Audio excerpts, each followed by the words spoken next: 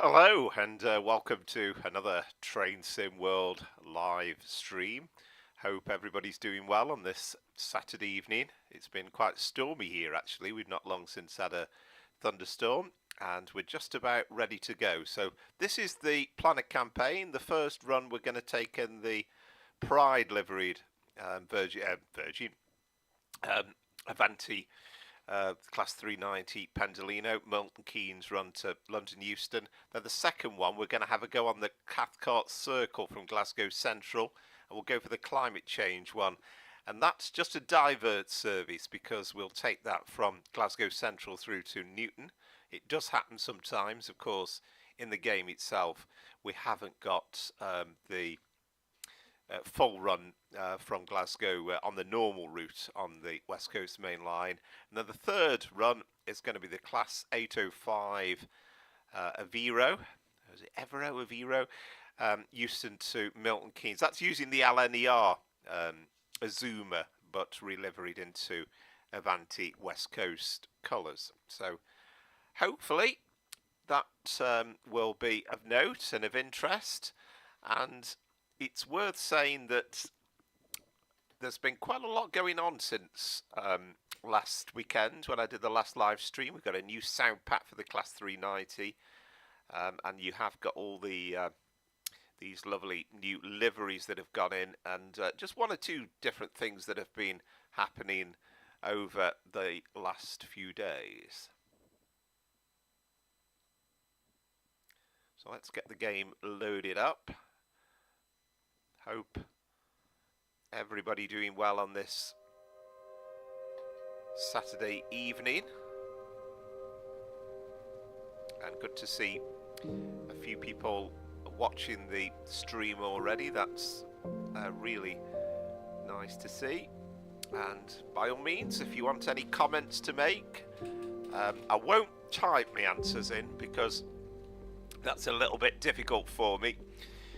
To kind of type and drive the trains at the same time, but I'll do my best to answer.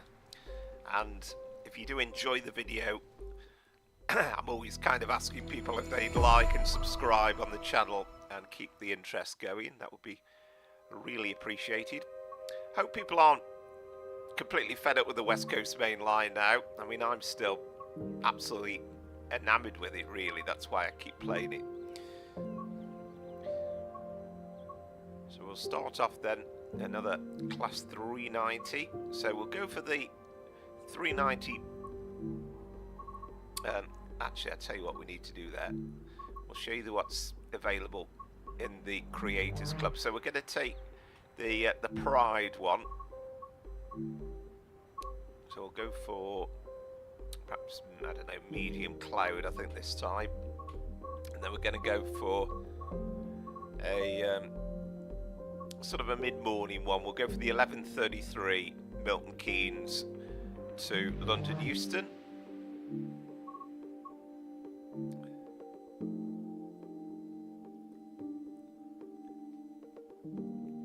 Then we're already up to version 5 of this sound mod actually from Itcher. It's off the Train Sim community website. Highly would recommend that because it really does make a difference. I mean, the original sound wasn't too bad as we were talking about last weekend, but this really does bring the thing to life.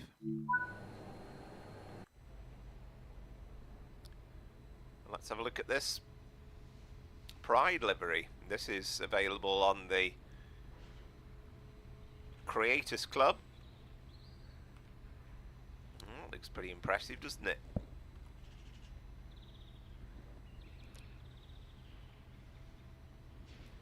It's a brilliant work that people put in. I mean, you can see there, still got all the logos on. Try not to go too quick. Oh, another thing, of course, we've got the LNWR branding as well. That's available as a mod on the Train Sim community website. And there's several livery reskins available as well for the 350.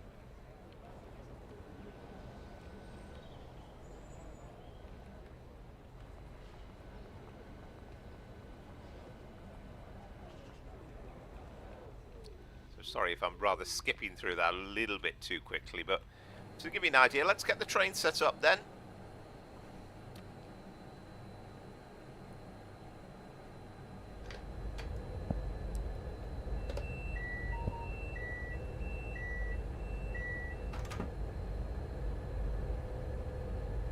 So we'll put the AWS on. Now I'm trying to not be too lazy. We'll actually get the DSD in as well, I think, this time. Well, the vigilance. Because you can hear it from outside the cab, so it doesn't really matter. Alright, let's get the doors unlocked. We are on the right. So we'll set the headlights to day running. Try and move that cursor a little bit lower down there. I know it can be a bit irritating if it's a prominent part of the screen.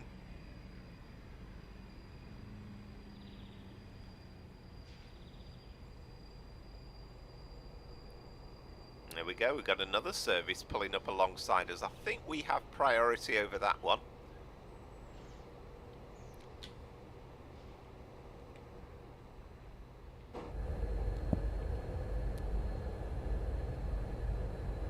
Okay, so we should be able to close the doors and then get things going.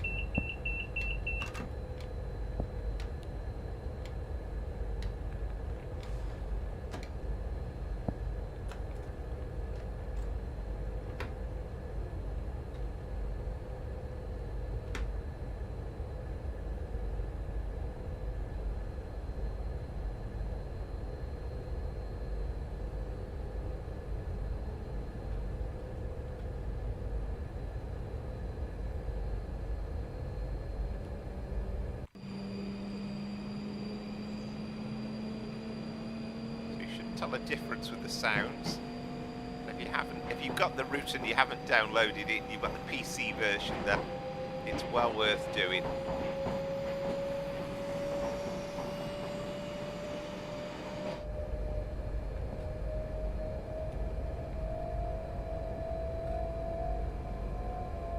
So we are non-stop to London Euston. Would have been quite nice to have picked one where perhaps we were stopping at Watford Junction, but never mind.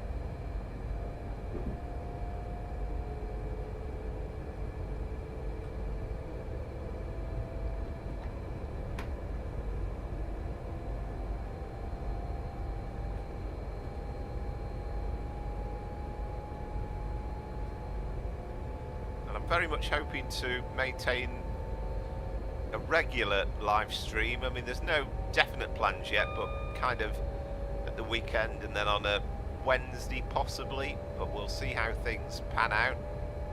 But I've been really pleased at the popularity of the stream so far. We'll try and obviously get in different routes and different ideas for different scenarios, and perhaps introduce a bit of Train Sim Classic as well at some point.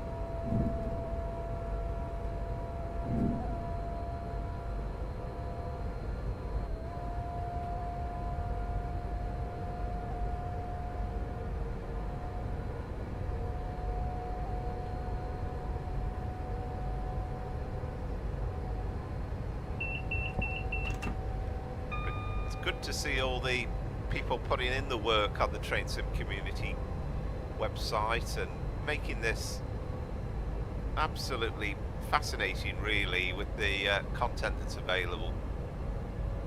I mean, people will say, well, it should have been done from the outset, but it was always going to happen.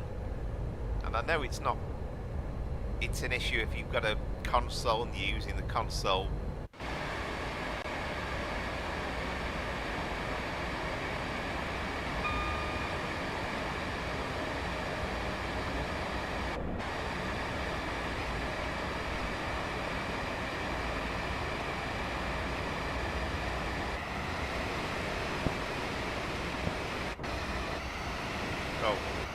Sometimes you can select the outside view, and that's better when you see it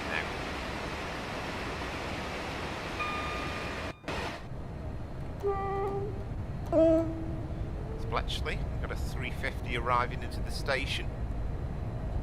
So how is everyone doing?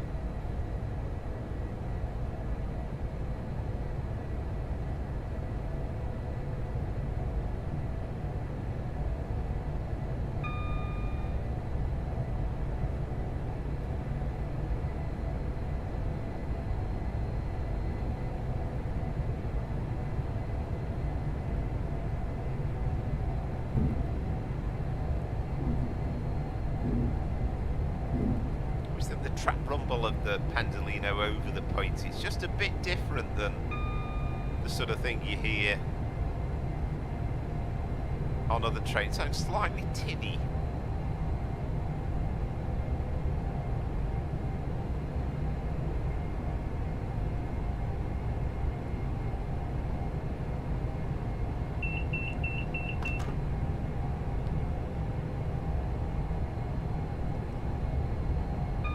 Totally sure if it's a Train Sim World 5 concept or not, but it's good that you can hear the sounds when you're outside the cab.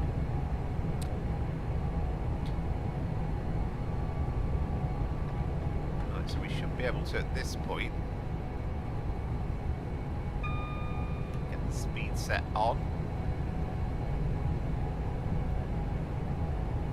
I'm sure I've heard it said on a video somewhere that certainly in the Virgin Trains days when these were first introduced, then this was kind of bacon sandwich mode, because effectively not much to do, keep an eye on the signals, make sure you know where you are, where your speed limit is, but other than that you can sit back and relax a little bit.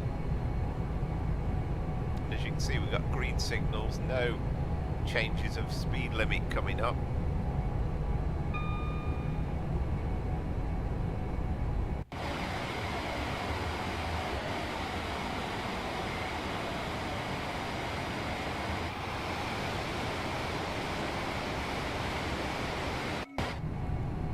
And I've got some of the liveries, or the new liveries for the 350s installed as well. We've got the Eurovision one, that's a really good one. You never know, we might see it. And also the ex-London Midland branded 350s as well, or at least they'll be branded LNWR, but still with London Midland colours.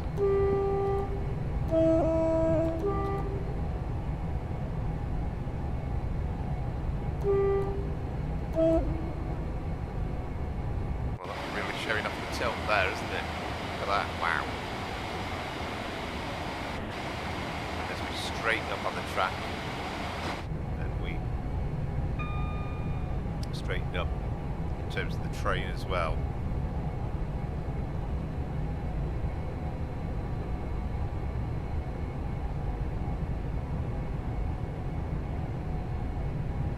I did see a little bit earlier on that on the Train Sim community website there was a mod to make the 710s into a 5 car. Now I've downloaded it, put it in, but I did try it, it didn't seem to have worked, so I don't know. It's obviously only been up for a few hours. I mean, generally they're fairly straightforward because you just put them into the content, the DLC folder, and then that's kind of it. There's not the huge amount of faffing around that you have to do with Train Sim Classic.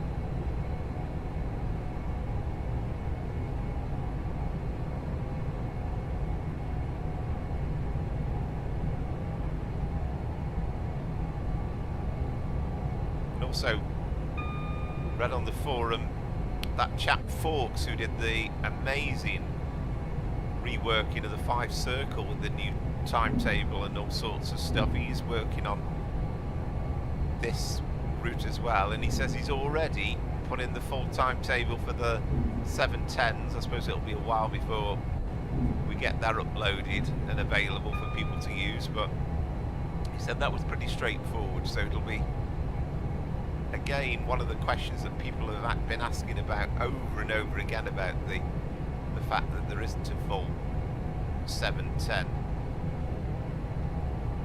service. It isn't a full all-day timetable.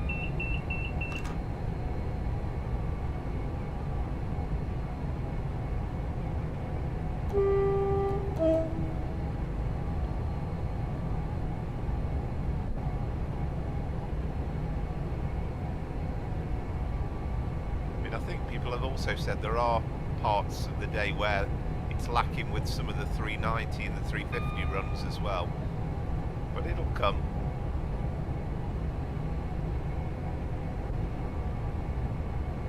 And I think there is a big trade-off between trying to make a game that can run really smoothly as opposed to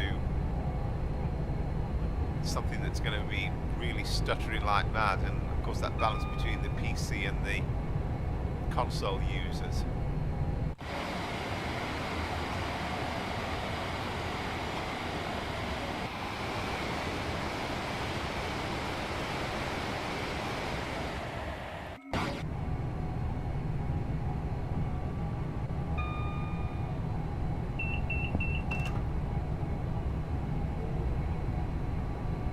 I've only put that vigilance thing on because I'm kind of getting fed up of starting a run and then being told off that I've not got the full safety system set up.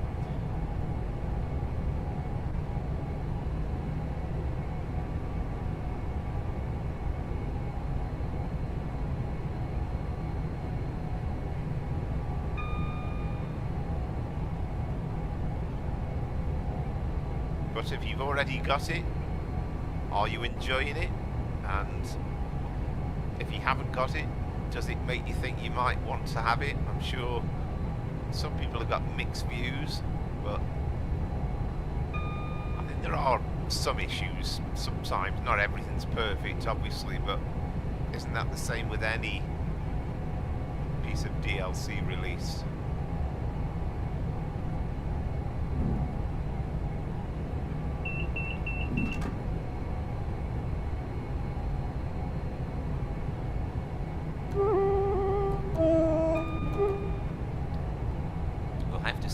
The climate change one in at Glasgow Central so that we can have a run on the Cathcart Circle.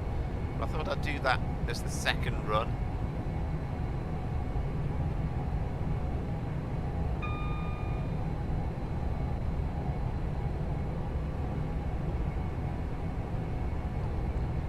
Fairly quiet so far.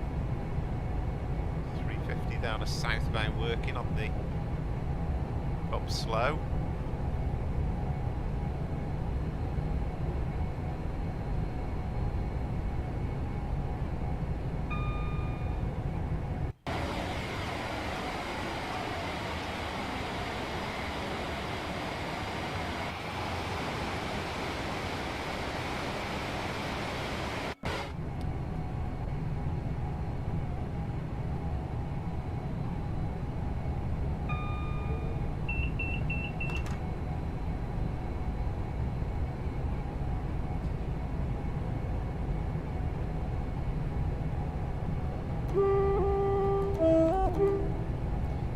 Great feature having the speed set though, because you're just not having to concern yourself with making adjustments all the time, because when you're on gradients, and we are quite significantly going downhill, it's just good to be able to not have to worry too much.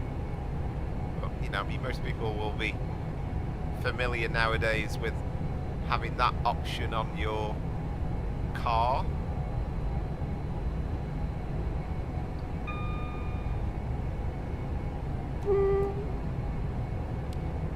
Hampstead on the bend.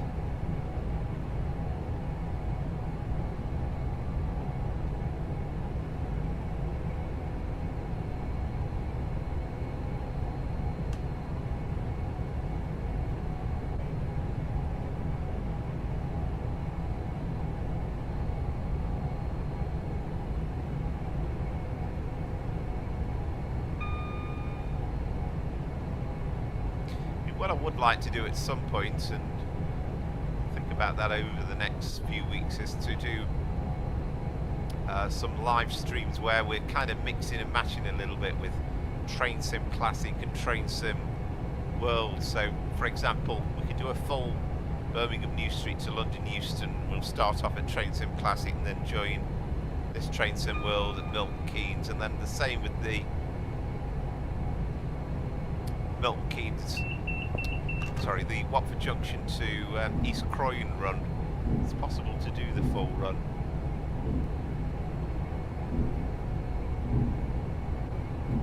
Loving this sound pack.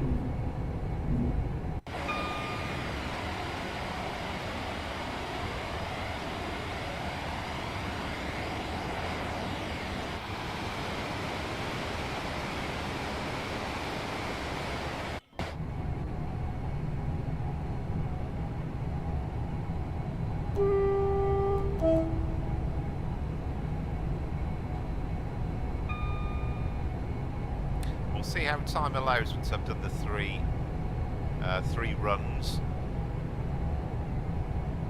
Probably trying to keep it at roughly about the 3-hour mark, I think.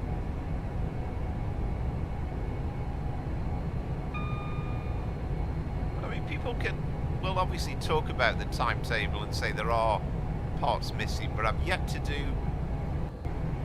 a service where I've felt that it's really quiet.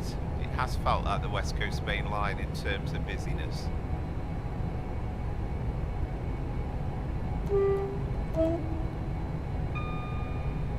Again, all the controversy over the LNWR branding, we've already got that mod where it's up there in presence at the stations.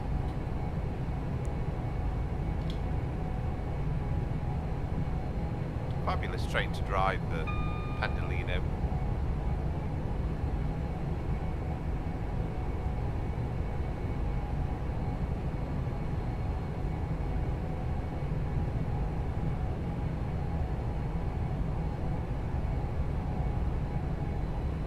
Also got the Bakerloo Line sound mod integrated into this now, so you can drive Harrow and Euston to Queen's Park on West Coast Main Line South and use the new Bakerloo Line sound mod, which really does make it sound like the 1972 stock.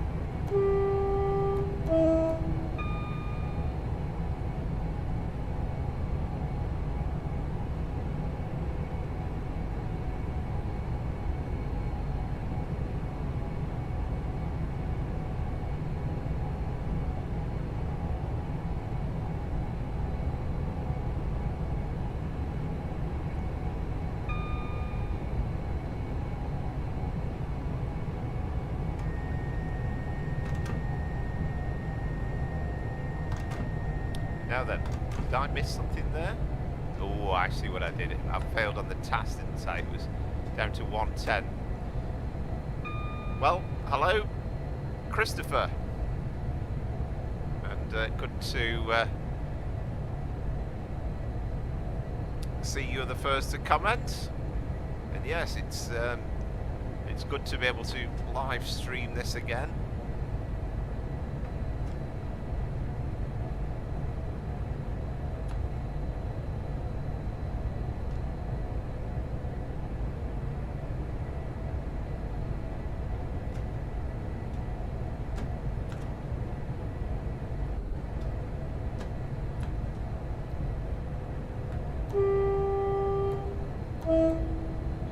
Approaching Watford Junction, so we've just gone through the Watford slow line tunnels.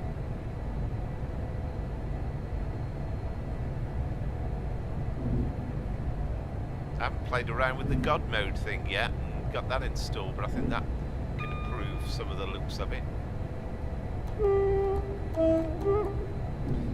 Now, I was standing on these platforms the other day, and I've got some video that I recorded at both London Euston and Watford Junction. Well, there's a 377 in, so I'll try and get that recorded as a video at some point.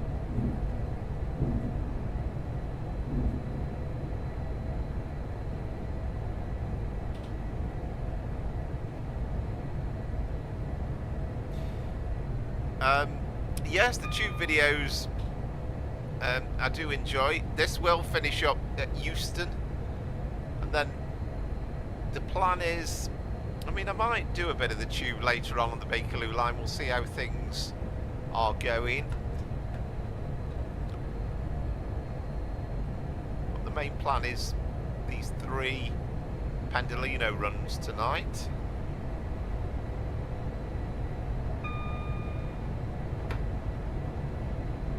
Quite enjoyed driving the 66 on Sunday. It's a massively different experience than driving this Pendolino, because the sheer weight of the thing is, you're very conscious of the difficult to pull, particularly when you're going on an uphill gradient. And somebody commented at the time, I think it was almost as though I was slightly stuck, and I was for a bit.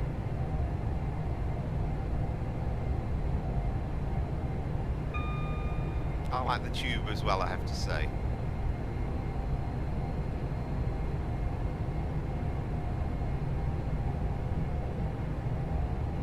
I'm so glad that we've got this part of the West Coast Main Line included. I mean, I do enjoy the other part to it, from Milton Keynes down to Watford, but this bit is just fascinating, with the plethora of buildings and so much going on, particularly as you get close to London and you have that thing with Primrose Hill tunnels where the lines ride up on a different gradient.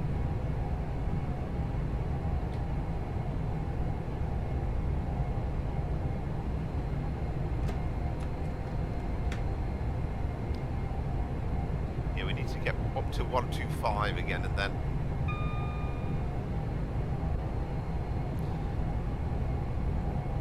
yeah, sadly, Christian, I wish there was a real train driver. I really do. I don't have the eyesight for it. You have to have virtually perfect vision for it. And you'll see over the course of the evening, if you watch me, I'm not quite accustomed to everything in terms of getting the driving just right. You're not really supposed to go over the speed limit, and I just went slightly over it there. Right, speed set on.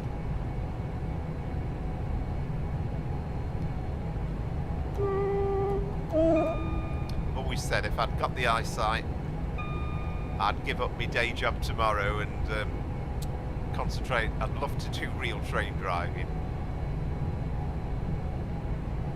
because I mean, you talk about the tube, you watch those Dale Charman videos, and there's just such enthusiasm, but every run's different. It's not a boring job by any stretch of the imagination. And I've talked to work colleagues about it. They say, well, it can't be that difficult, but there is such a lot to learn and to understand.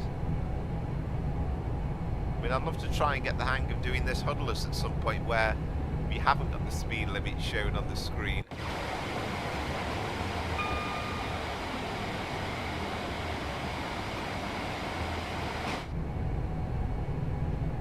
Of course, now we're alongside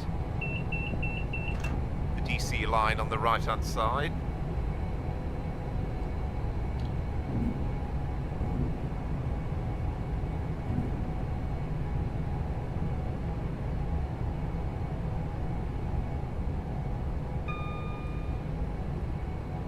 If they could have that on properly. I mean, we've got the marker of the train, but that's about it.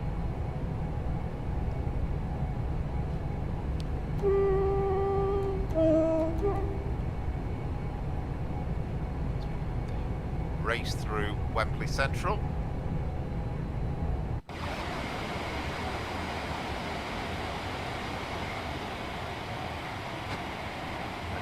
Wembley Stadium in the background.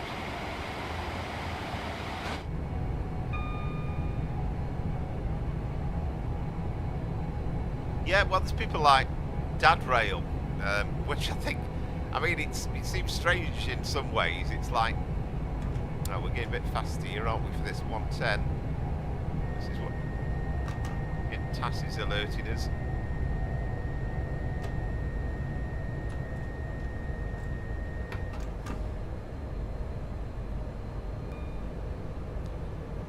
I mean, it seems strange in a way that if your day job is driving a train, that you then want to go home and play on a simulator, but it kind of shows the passion of driving trains.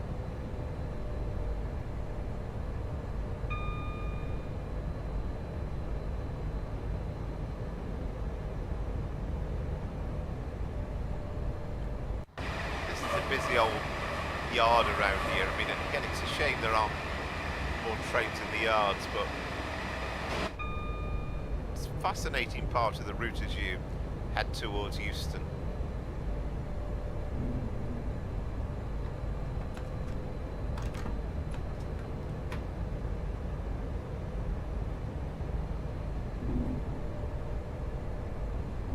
And also we've got the suspension in now, so you can see that little wobble as we went over the points, which I think is pretty good.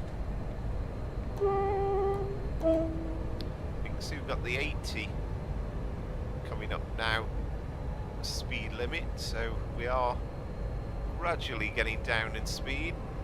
In fact, as you can see, we're only, well, less than 4 miles away to London Euston now. Scheduled into platform 3.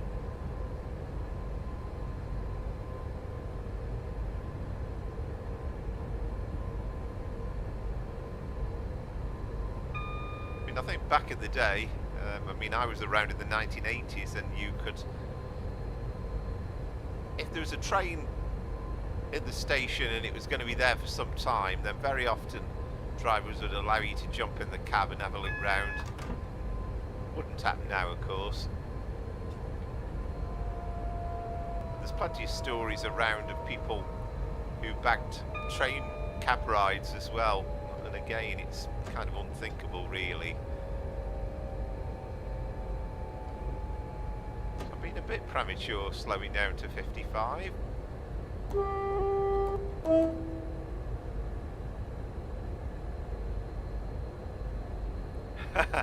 Thanks. I think it's mainly, I agree with you, and I'm hoping you're a subscriber now.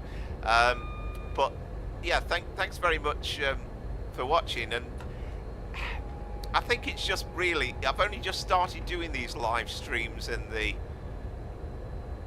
last week or so, and I think this has got a great deal more interest than the videos that I've been putting up.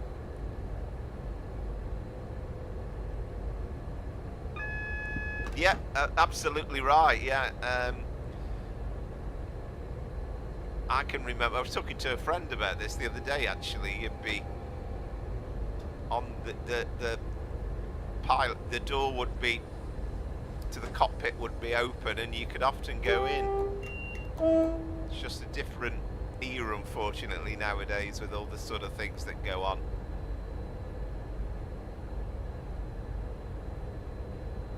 But yeah, thanks very much for your comments, and it kind of encourages me as well to think it's worth doing these live streams, and I've certainly enjoyed doing these last couple.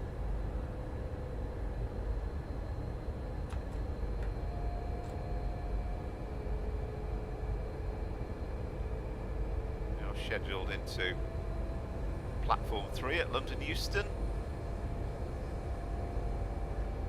Yeah, thank you very much. That's really appreciated. Thank you.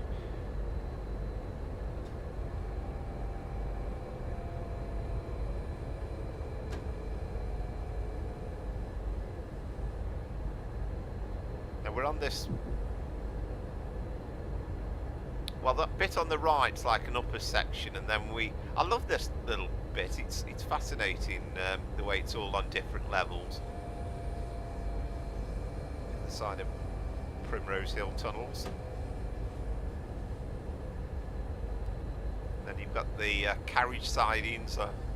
Again, on my stream on Sunday, we did a run from the carriage sidings into Euston with the 350.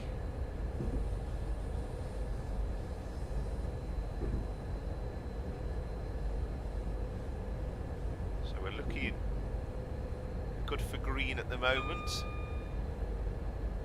be interesting to see. I've yet to have one where we're being held just before the platforms. I'm sure that's going to happen at some point.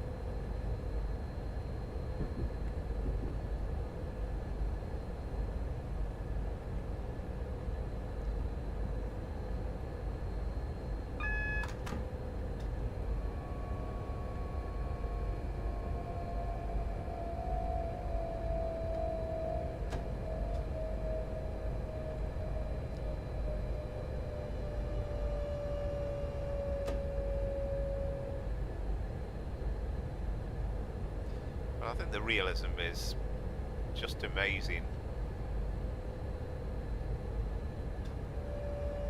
I read some comments saying, you know, it was more or less suggesting this was going to be utter try, but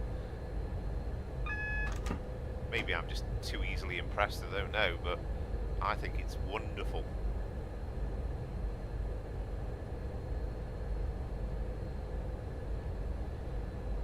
I don't know, it's I mean, the computer's I bought it as a gaming computer, and I bought it just before COVID, so what's that, 4 years ago now, so it's certainly not the latest. I'm a bit, I can't remember actually what specs it is, but it was pretty decent at the time.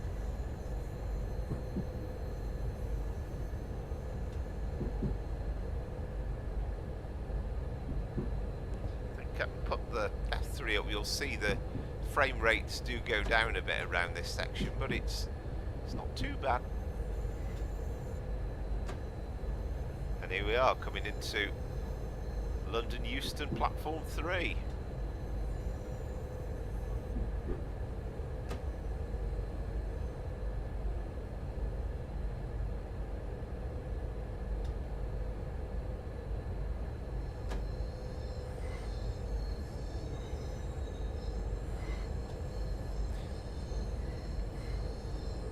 It seems a bit strange. I was literally walking along the platforms here yesterday, did a run up to Stoke-on-Trent from London Euston, and they have absolutely captured this perfectly. I mean, there's one or two lighting issues you can see around there, and I think they'll fix that at some point.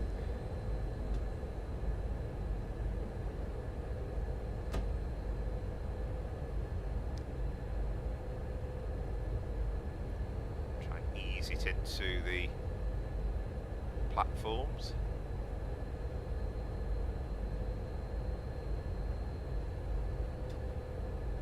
And again, even for a man of my age, I still get that excited feeling of arriving. I mean, London Euston's not the nicest station in the world, but it's still fascinating. It's good to see so many people emerging from the train as well, and you can see they're correctly walking back as well. Okay, some of the walking's a bit dodgy sometimes, so we must try and remember to shut the train down now. So tail lights there somewhere, aren't they? So day running, tail. We should get that into off, I think. Yeah, and then master key off, I suppose. Although having said that, I might have dropped a clanger there because he probably won't let me shut the doors now. I know, we're okay. Just needed the master key to be on, I think. No, I didn't. No. That wasn't a good move. Right, so now let's lock the doors.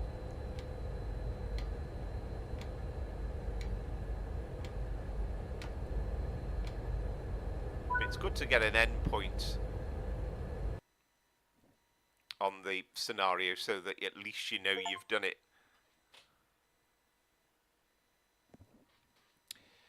Okay, that's first drive then. So where next? I mean, I won't sometimes I just close the game down and then start it up again, because I think if you keep doing runs, it'll dump at some point, but we should be all right for the moment, having only done one run. So we're going to now go on to the Cathcart Circle, because in real life trains do sometimes go on diverts, and there's plenty of videos where you'll see that happened. Now, this isn't all the DLC I've got, but I've only got around to installing some of it. It just takes so long, and thought I'll do it in stages. So we'll spawn in at about 10 o'clock, I think. Perhaps make it really cloudy this time. It's never sunny in Glasgow, is it?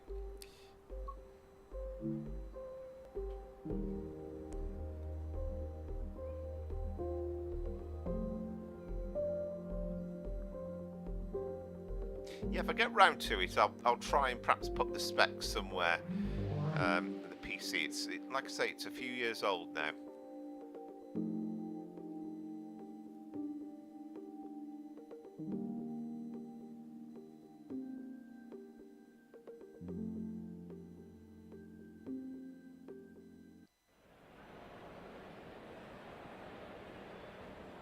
Yeah, on Train Sim World, the Bakerloo Line is the only tube one. And it's good that you can mix and match, so you could do a run from Harrow and Euston down to Queen's Park, then go on to the old Bakerloo and then go through the tunnels and do it that way. You can't do it the other way round though yet. Now, one thing we haven't got at Euston is these boards. And I think this is great, the fact that you can actually, and they actually do change according to the schedule as well. And it's great how busy the Glasgow Central is. The famous clock.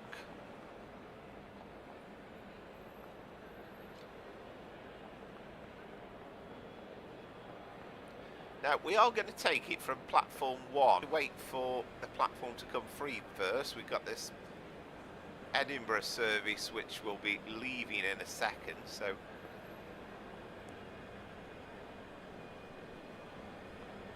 incidentally, I mean, there's plenty of, if you've got Train Sim Classic, there's plenty of oh, what's going on there with my movements? It's suddenly gone a bit, I've suddenly gone a bit stuttery. Have I got somebody behind me or something?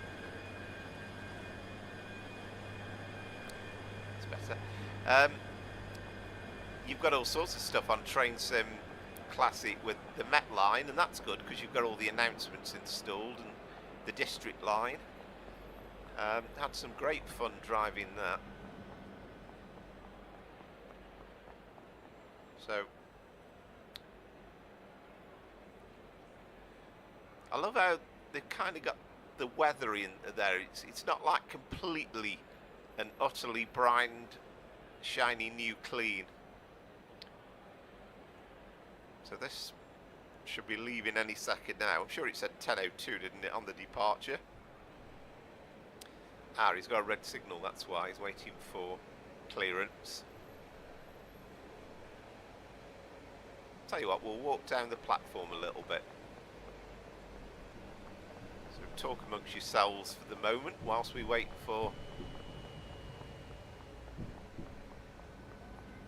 things to happen. But I remember when this Cathcart Circle line came out. Ah, there we go. He's got green now.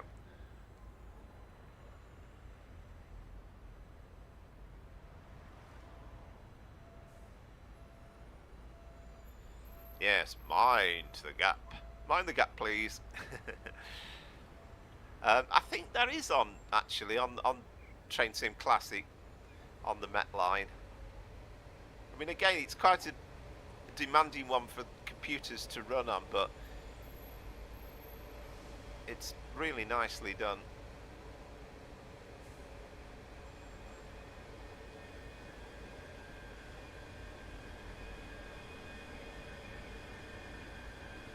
And I love the fact that they've spent the time and got the full recording so that you can do the entire Met Line runs on every branch from Watford, what is it, Cheshunt, Amersham, etc. Right, so at this point we can spawn in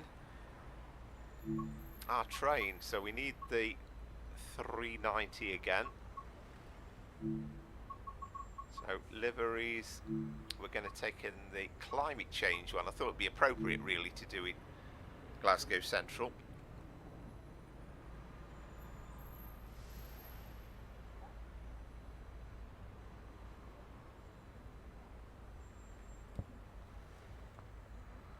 Right, so let's get in the cab. Yeah, I mean, if you haven't got the Met line, it's worth having a look at. I would highly recommend it. Well, there's plenty of videos as well you can watch it about as well. Used to give me a headache driving it though, because the section between Finchley Road and the tunnels. Which way are we going? Let's find the cab. Is so difficult to comprehend at first with the speed control. Now, what we need to do at this point is actually set the path up, because obviously at the moment we're just kind of a solo train which is going nowhere. So we want to set the path,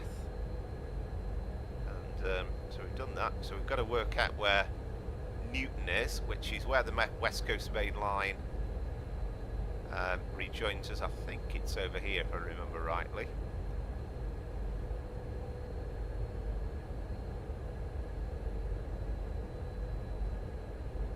We probably will. We'll just wait for that train to disappear and then we'll set it for go into platform 2, I think. So we'll confirm. Yeah, so we're done there. And let's get the train set up. Again, we'll be waiting a little bit because of all the movements in and around Glasgow.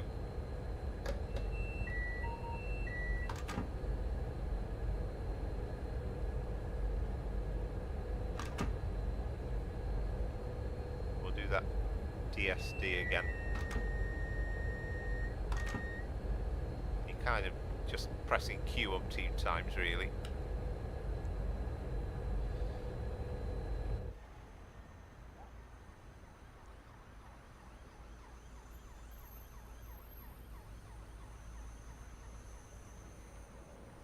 Yeah, fantastic. I mean, the interesting thing about the Train Sim Classic version of it is that Finchley Road to Baker Street, in fact all of the tunnel sections through to Aldgate nowadays is ATO, isn't it? Automatic train operation.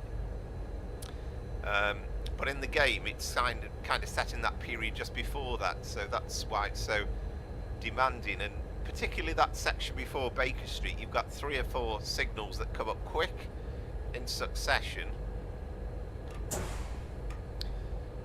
and if you don't get it down to the right speed, I've got a PDF somewhere where I've got that all noted, then you just won't get clear signals. But it's a really fascinating route to drive.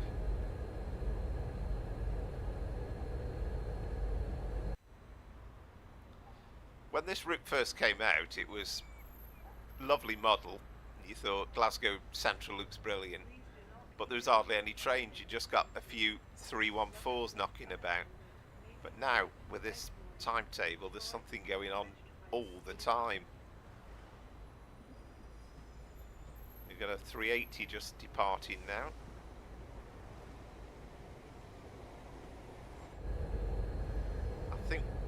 I don't know if that might be the one. I think after that's gone we might just get the clearance.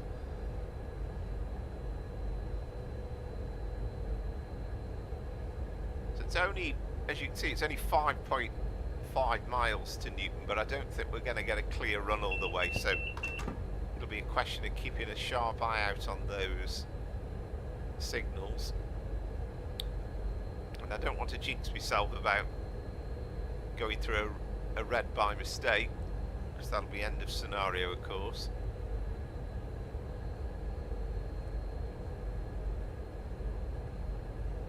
Quite like the look of the S8 stock actually. There you see we've got a yellow So we'll close the doors. This is the climate change colours. Of course, it feels appropriate because that COP, was it COP21? I've forgotten now. There was some conference in Glasgow, and this is kind of why it was done.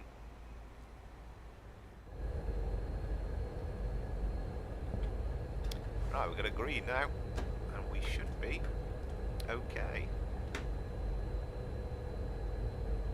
So we'll ease ourselves out of Glasgow Central.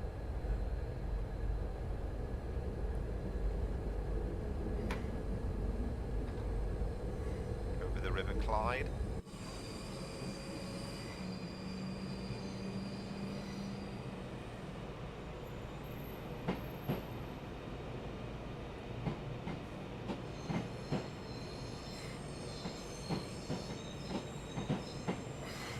It's going to be good when the Just Trains Run route comes out. We do Preston to Glasgow. Sorry, not Preston to Glasgow, Preston to Carlisle.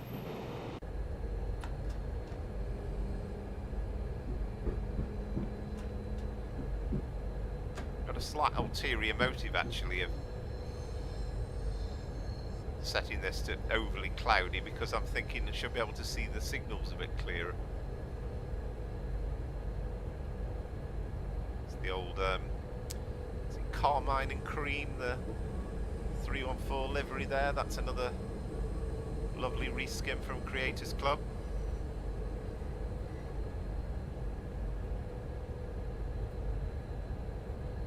Again, thanks to anybody who's watching.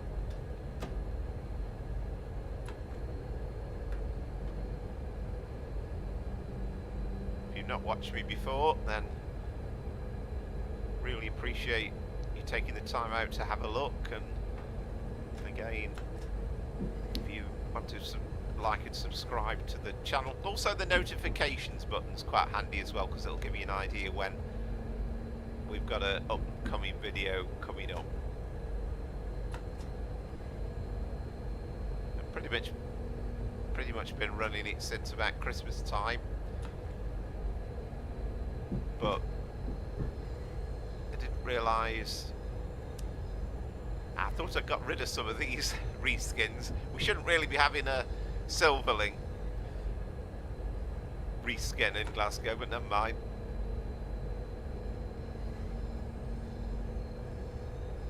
I mean, the only slight defect about these reskins is that there's nothing stopping another climate change coloured one appearing, even though there's only one in real life.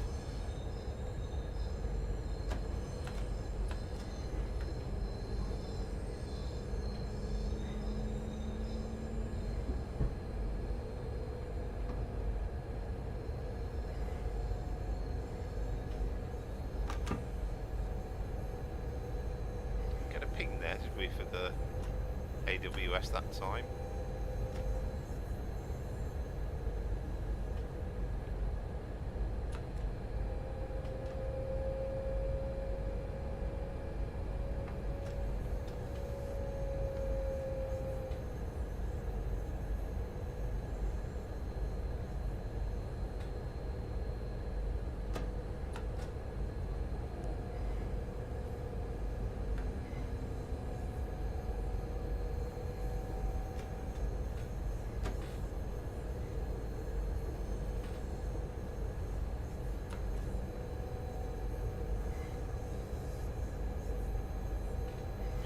I'm a bit concerned now about these.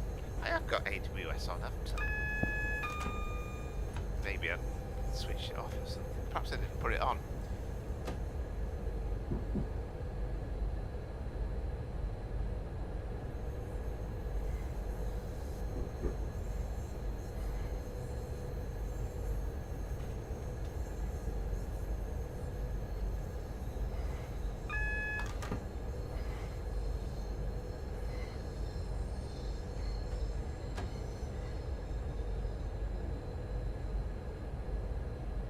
Some of these signals, it's kind of, is it a red or is it an amber, but I'm pretty sure that's a red. This doesn't promise to be the fastest of runs. We are kind of pathed in and around the slow trains as well.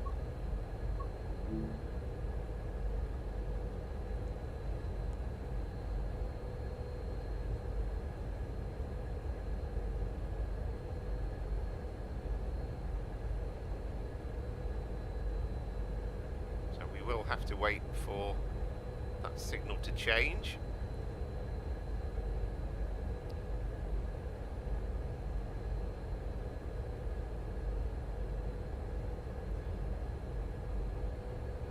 This is what I like about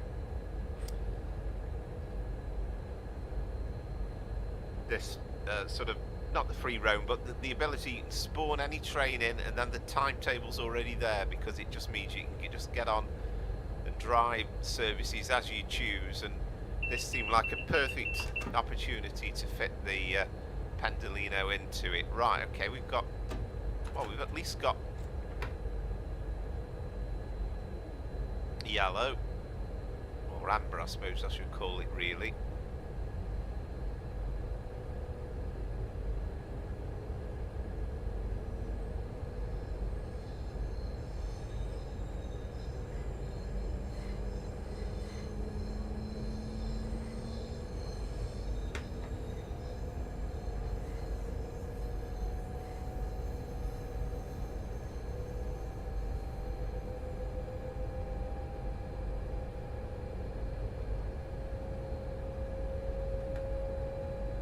What we don't know for certain is what the service in front of us,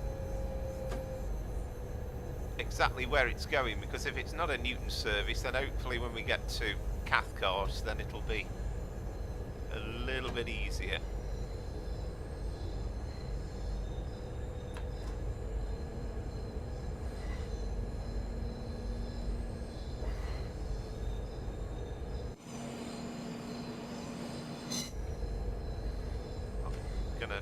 Too much by way of outside views because I don't want to miss these signals.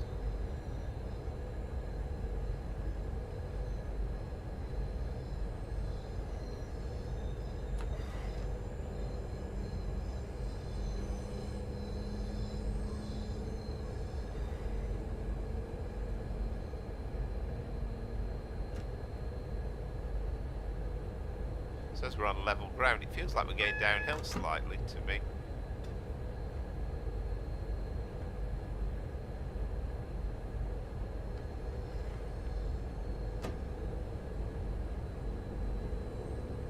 Right, so we've got single yellow, so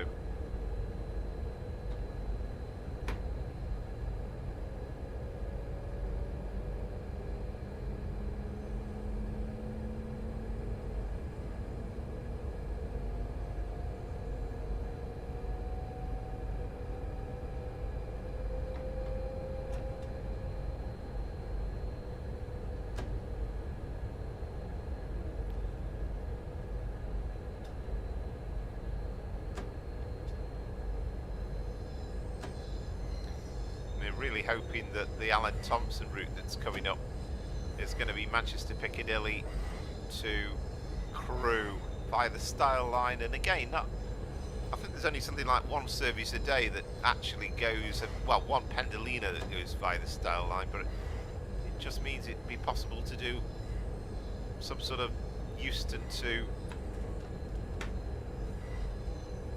Manchester Piccadilly train.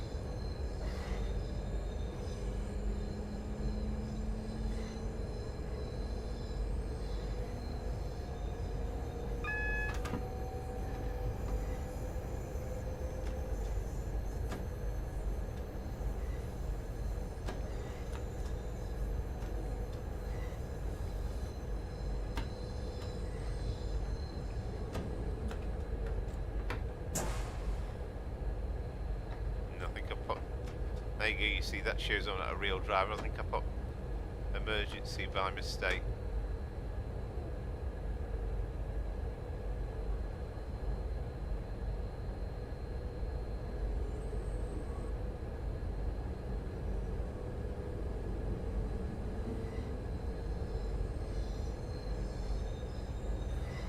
totally sure how many tube lines there are that aren't in part ATO these days. The Piccadilly line is one, isn't it? So that would be a nice one to have in.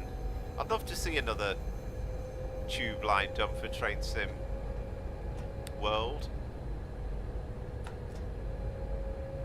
I'm kind of hoping the next route in away from Just Trains was going to be the Met line, but I shall enjoy Preston to Carlisle.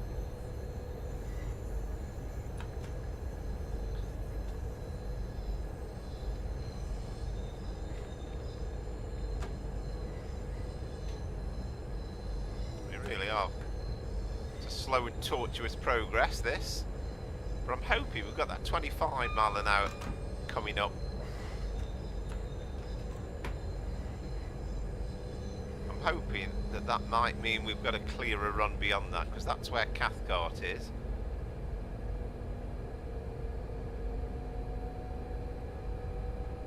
First sighted a green signal for quite a while as well.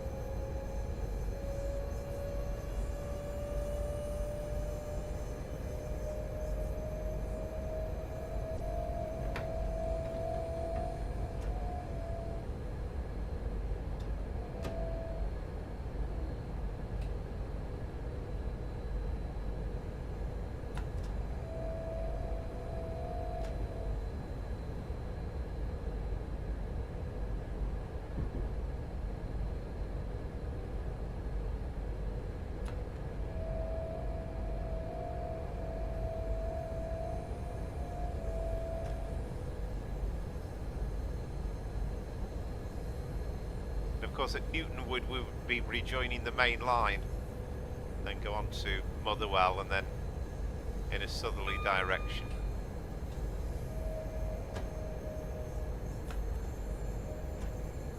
So you can see the 25 is just beyond the signal.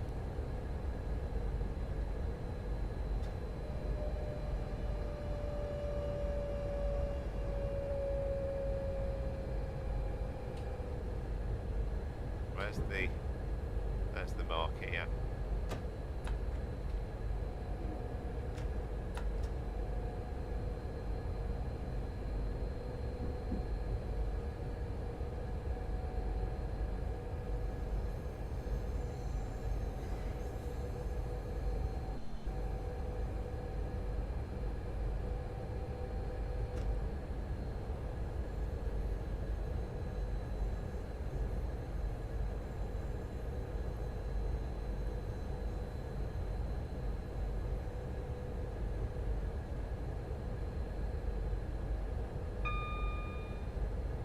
Doubting myself now. I don't think that was Cathcart actually, was it?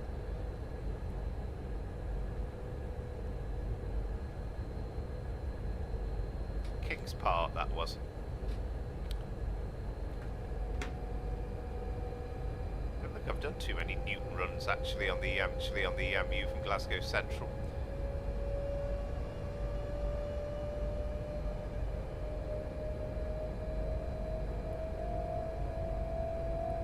First time we can actually get a little bit of speed up.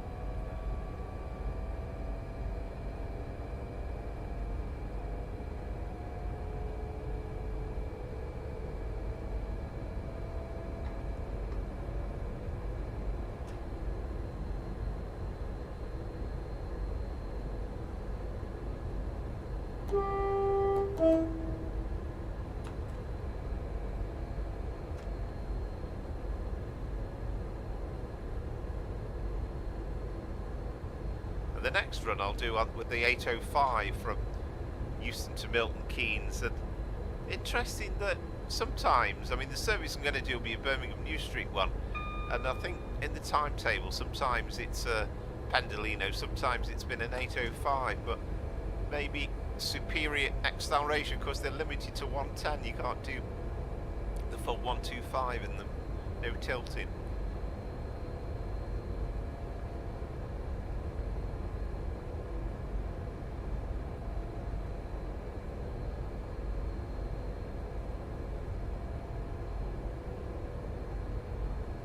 Yeah, it's looking a bit better with these signals now.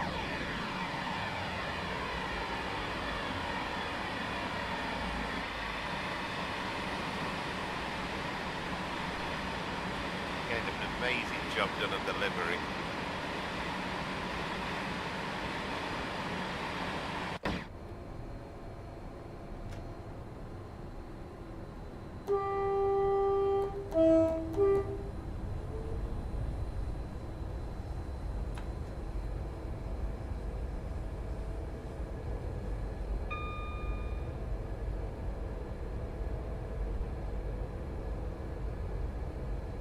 Really is getting towards the end now. I mean, those 314s are a thing of the past in Glasgow.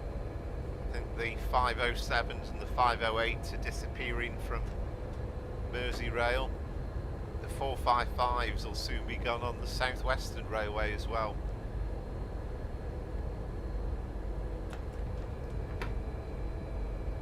Speaking of that, incidentally, somebody's Yowie, I think his name is, has done a good sound mod for the 455, I can get my words out, and that's a big improvement on the Armstrong Powerhouse pack.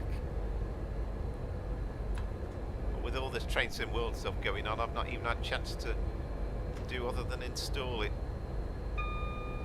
Always find, I mean, I love Train Sim Classic, but you can spend hours faffing about with installing stuff and getting the reskins, and it's not like this where you just open the game up and pretty much play straight away.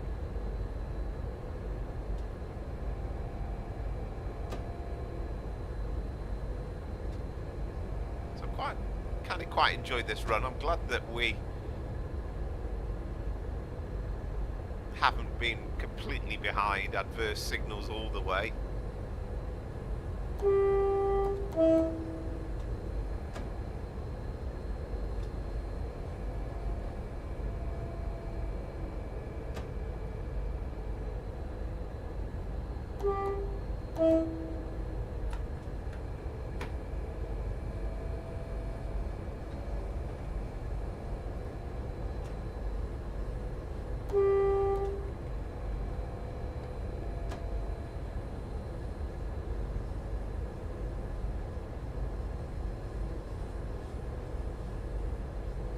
The fastest of runs, this,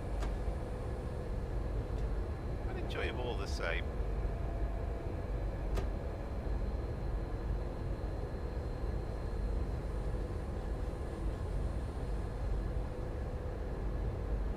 I mean, as we are less than a mile away from Newton now, we should start to get adverse signals in a moment.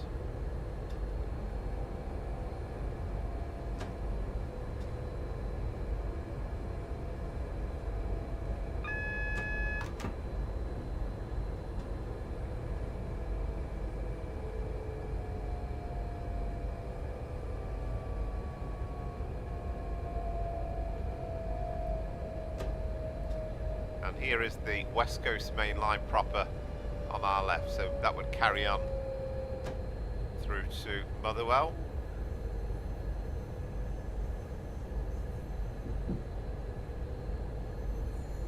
So again, you're kind of hoping in time we'll get some of these bits added together. It'd be good to have Glasgow then to Carlisle, though it's not exactly full of stations. And then ultimately the bits completing as well, sort of Preston to Milton Keynes.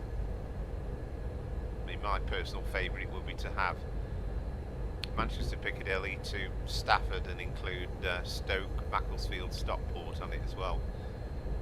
But maybe that's a bit pie in the sky.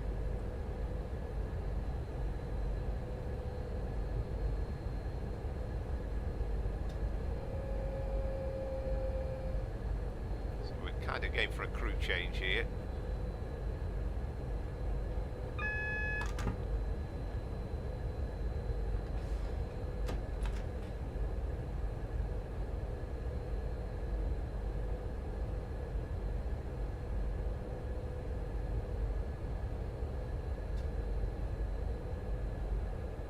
So we'll go for something a bit faster now after that.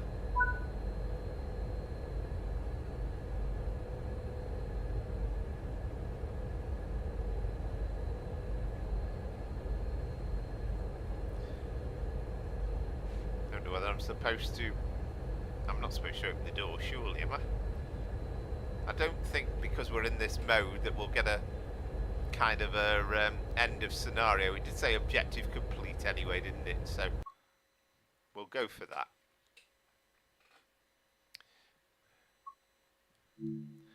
Right, so at this point, actually, what I'll do, I'll exit the game just on the basis that we've done 2 full runs and don't want the thing to dump.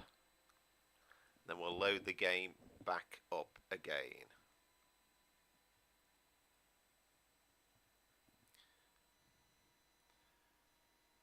So, hope people are enjoying the stream.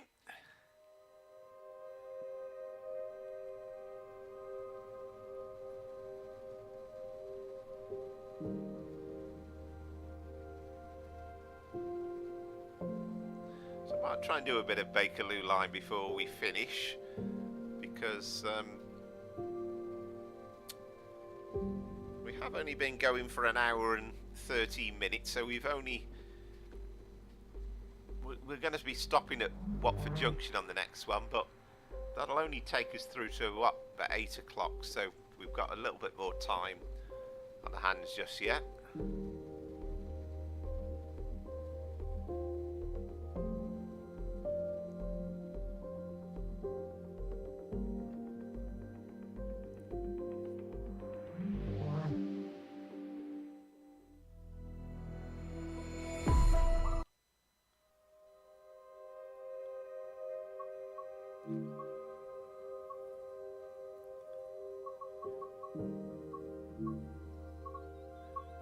To do this, you just need to own the East Coast Main Line so that you've got the Azuma in from last year.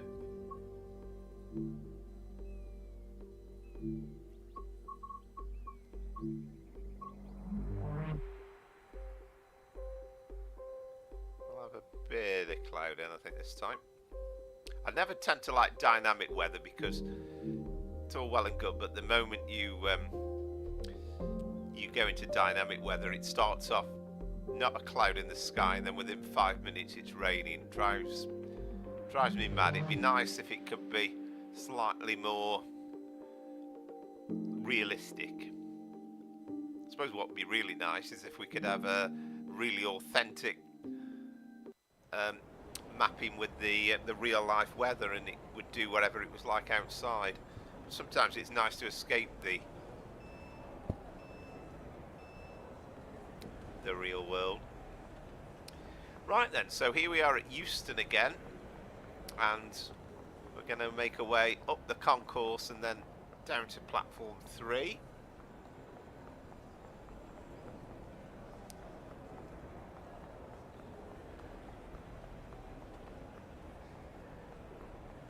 I love all this thing here. I mean, that's absolutely authentic, isn't it? Don't run, that's there in real life. And then even like the windows and these little bits, and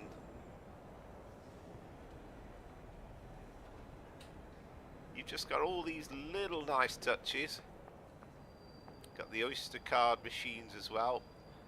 I'm not sure whether they would be prevalent on this platform. They probably are though, aren't they? Because you could have an LNWR train here, I'm sure.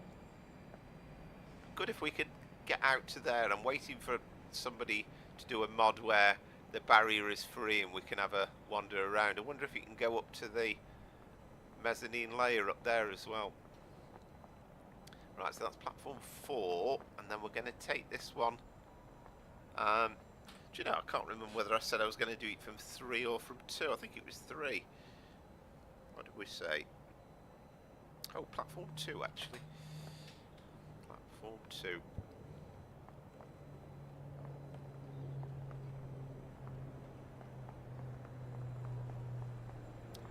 Which is completely quiet at the moment. Through these barriers.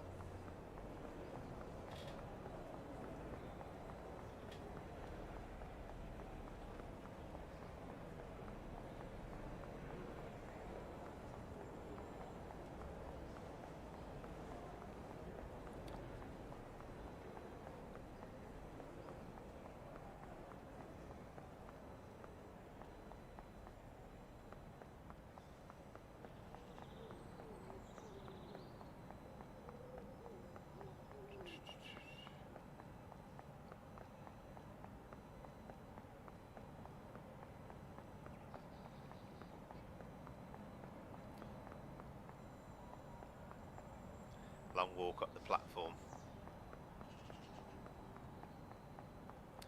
They've just got this all captured lovely, haven't they? I think. Right, so let's spawn in then. This time, 8:05. It actually says 8:01 there, because of course that's really what it is. So liveries. So we're going for an 8:050 Evero, or whatever however you pronounce them. So.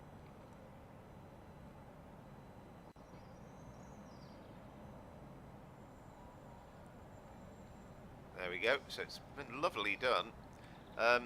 Of course, if you've been super critical, you're going to say, hang on a minute, why has it got Alaniar red seats? But there's kind of nothing much you can do about that. I don't think you can reskin the... I don't think you can reskin the seats. But it's still a pretty good model.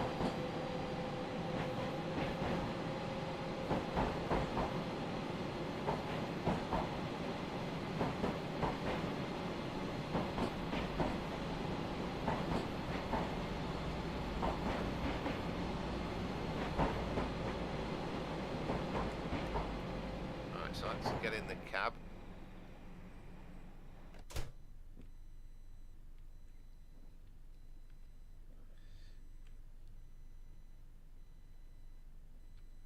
And we'll go into the seat. So again, we need to just set things up for our path. So let's click on the train, set the path. I can't remember if the waypoints don't seem to be included. I mean, it doesn't really matter, but I'm sure that in the previous option of doing this, you had waypoints as an option.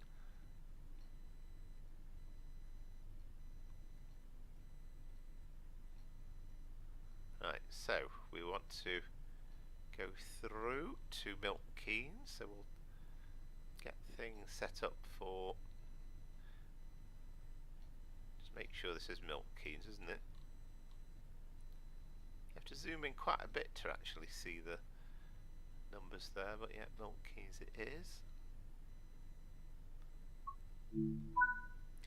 So we are due away at 14:16, so we might be alright, just about. Although we do have a red signal anyway at the moment, we're waiting for clearance.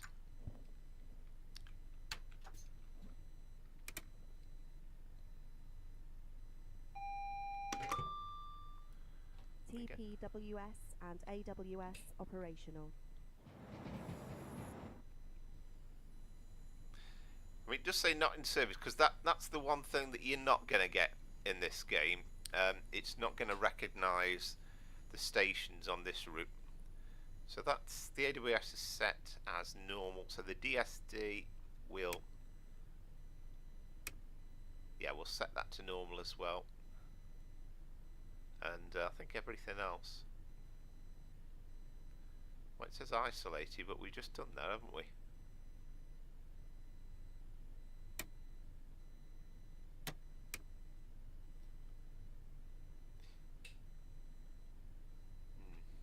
Not sure I should have messed with that because we'd already kind of done it. I hope I haven't confused it.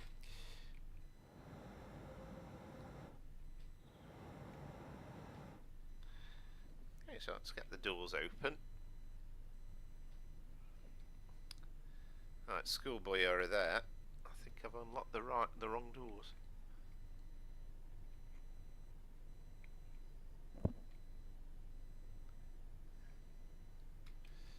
What are we doing here, Kevin? Come on.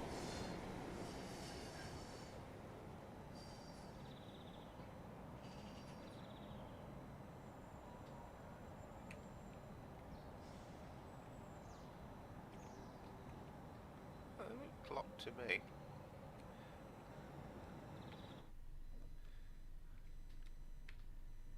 Right, left doors, that's more like it. So let's get the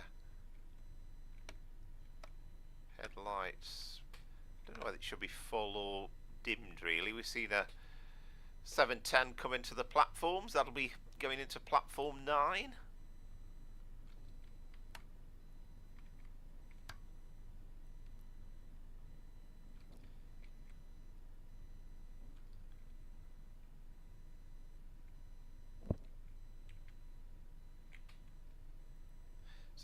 bit strange happening with these doors. They are shut anyway, aren't they? Just seems to be saying locked. I don't know if that's just a peculiarity. It doesn't like the fact that I'm... Ah, right, okay, forward now then. Right, that was the issue. EPWS and AWS That was the issue. operational. We weren't in forwards. It wasn't letting us to unlock the doors properly.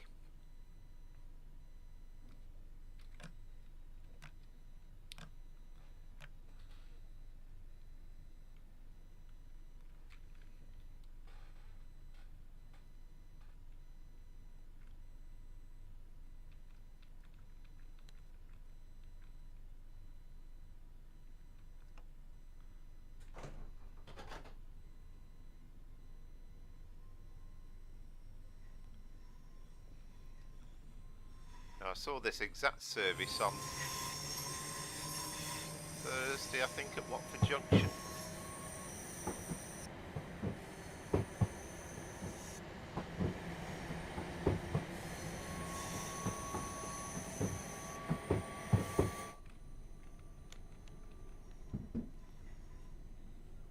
So I know that the 1416 definitely does stop at Watford Junction, so we will make that stop.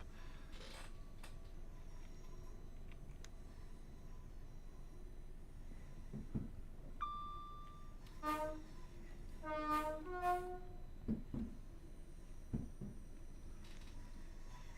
thought I'd put the DVD on, clearly not.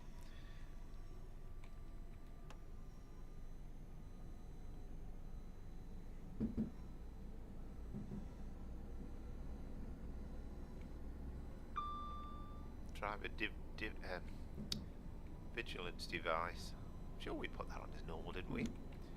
Right, now I've got to be a bit careful here. I'm getting a bit carried away.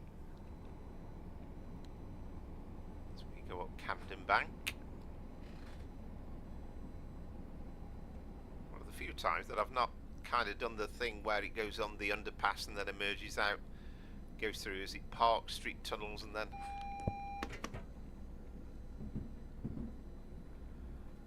this one goes straight up Camden Bank.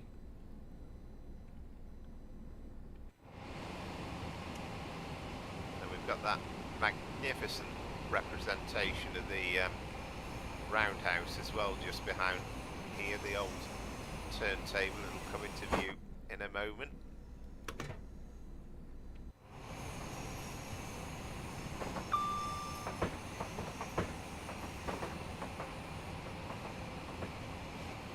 There it is. I mean, that's been mentioned on so many of these cab view videos. It's talked about having that building in place, or at least it's there in real life, and we've never had it in. I mean, we've done so many incarnations of this route over the years. Microsoft Train Simulator, Train Sim Classic, and now Train Sim World. Well, this is the most realistic yet.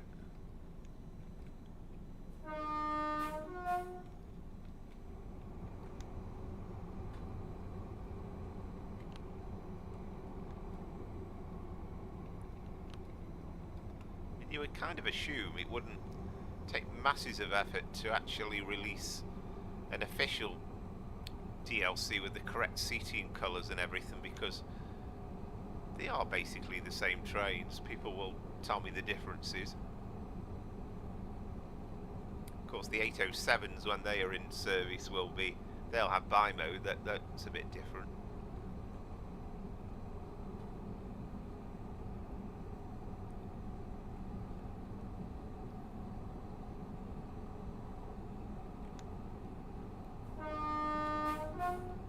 I thought I'd just try something a little bit different.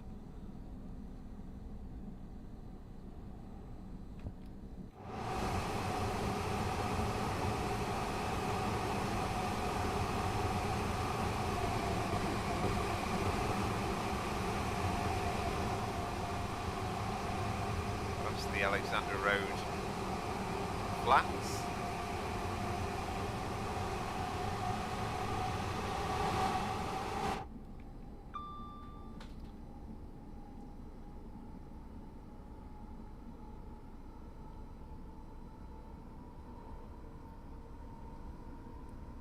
know when I did the Euston Holyhead video in the 805 for Train Sim Classic, I was accused of speeding because I did 125 on the 125 sections, but a little bit of artistic license, but I will stick to 110 on this.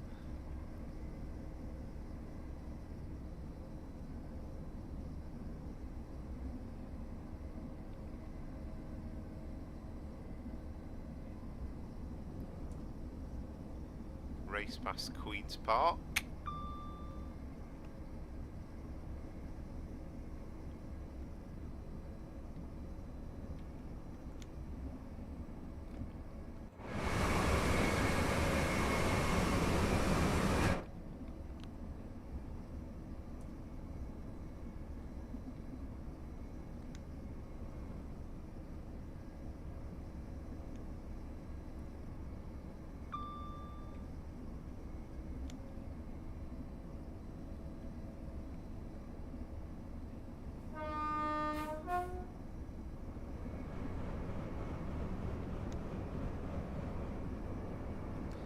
I know with riding on the LNER Zoomers in real life, I've not been on one of these 805s yet, but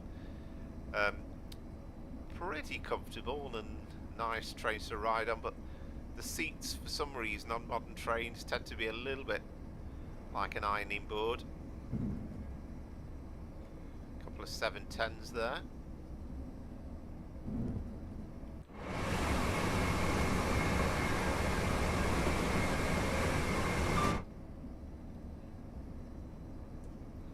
I think there is, again in real life, some sort of speed set on this thing as well, but it's not being simulated in the game. I like the cab though.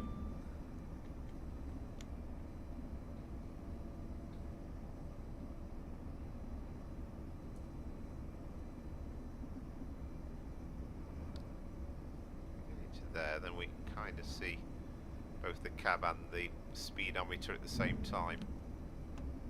There's Wembley again.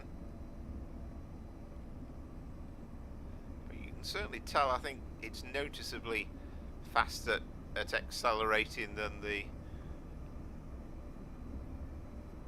Pendolino.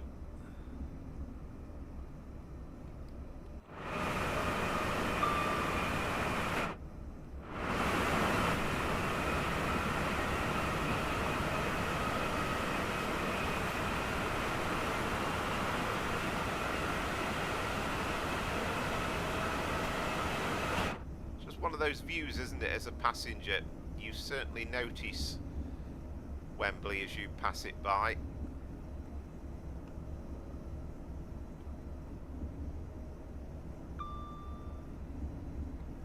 So I'm kind of, when we get to Milton Keynes, I've done the 3 runs that I intended to in this stream, and I'd be interested to know if people like me to do another run. Would you want me to do a 710 maybe? If I did that, I'd perhaps do it in the southbound direction because I did it northbound the other day. Or what about the Bakerloo Line? What would you prefer? Let me know in the chat.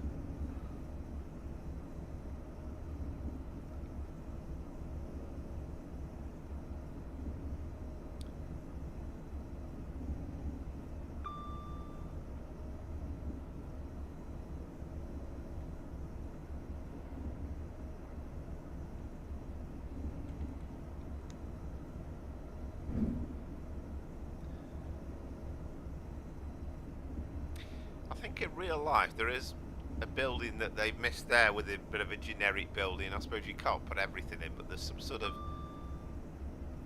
Art Deco factory or office building from years gone by. But,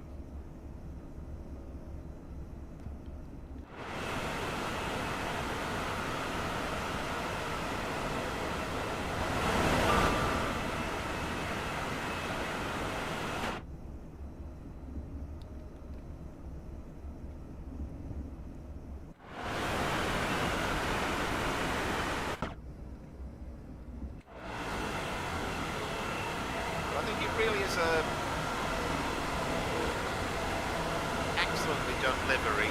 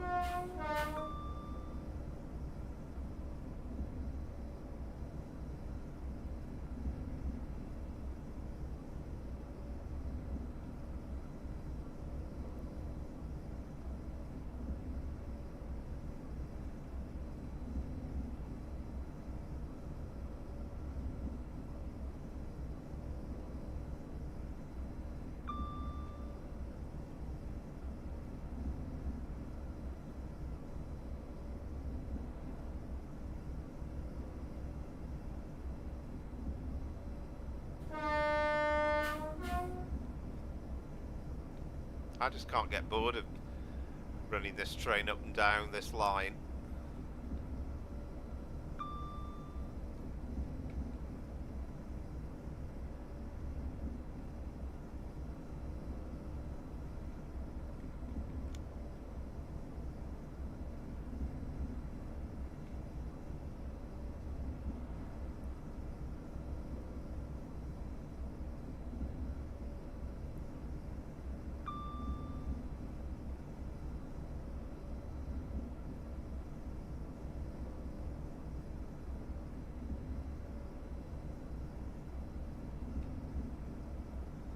I mean, I think there's one or two places, and here being a classic example, I think we're missing a wire because there's a bit hanging down where it's not connecting quite.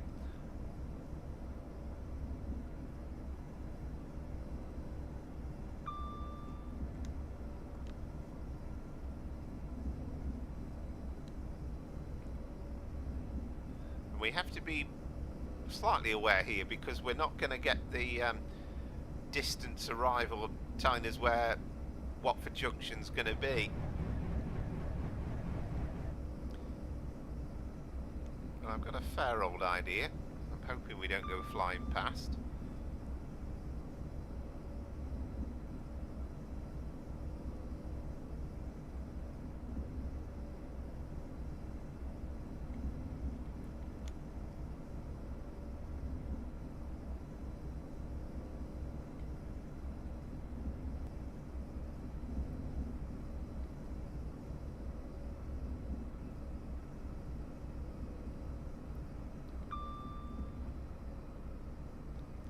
So this is bushy.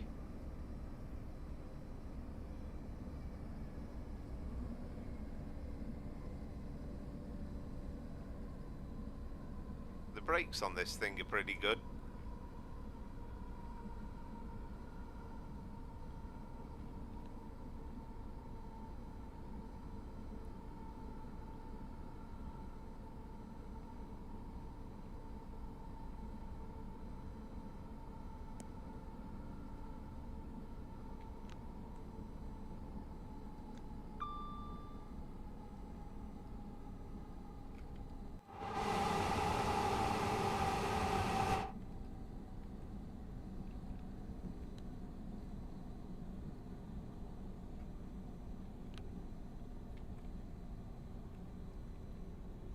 When I was standing on Watford Junction Station a couple of days ago, I mean, it was only there for about an hour or so, but such a whole plethora of trains coming through.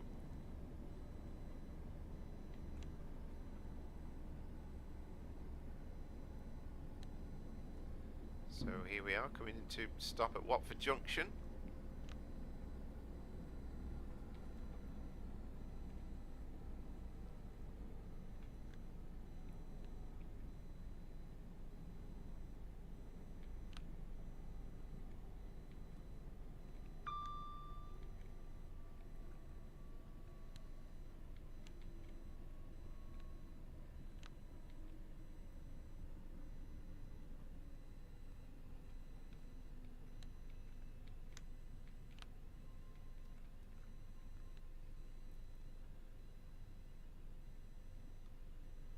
Now, is this a 4-carriage one or an 8-carriage one?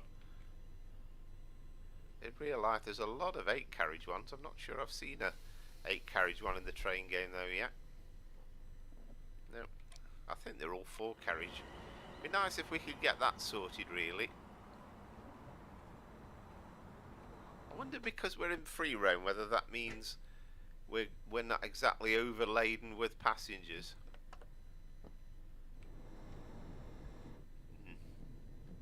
Looks a bit quiet, doesn't it?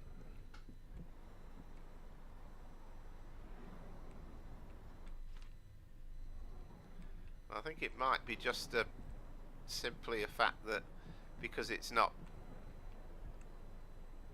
really anticipated that it would run on this route, hasn't been properly optimised. It gives a chance to walk down the train, have a look at the detail in the livery again.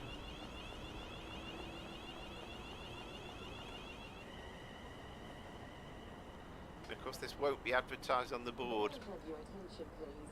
Closed circuit television and remote video monitoring is in use at this station for your personal safety.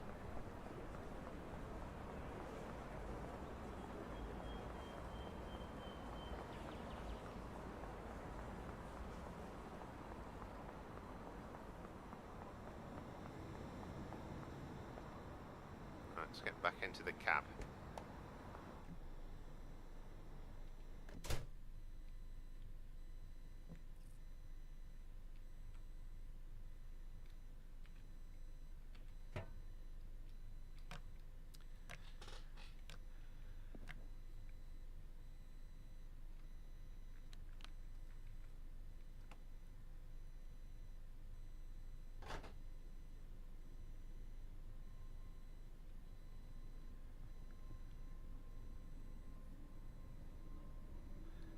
And we can go up to full speed of 110 straight from the off out of the fast platforms at Watford Junction.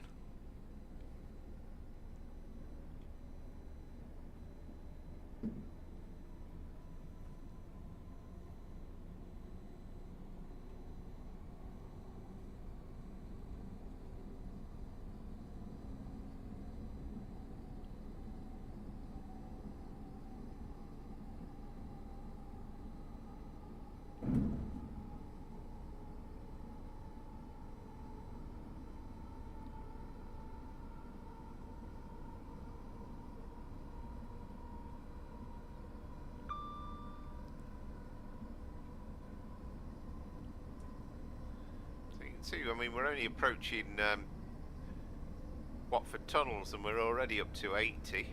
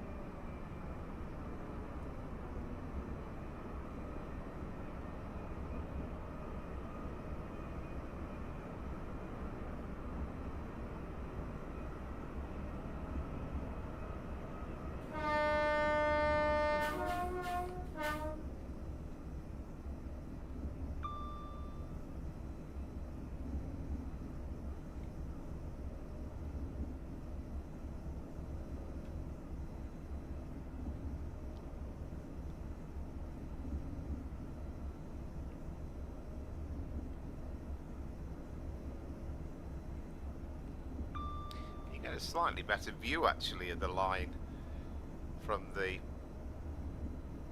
cab of this rather than the Pendolino.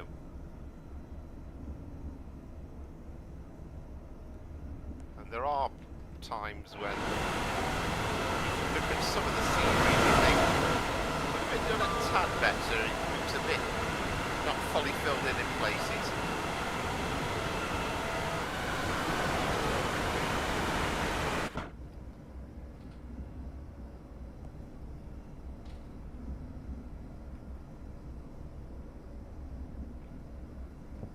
I thought it was a good chance to just try something a bit different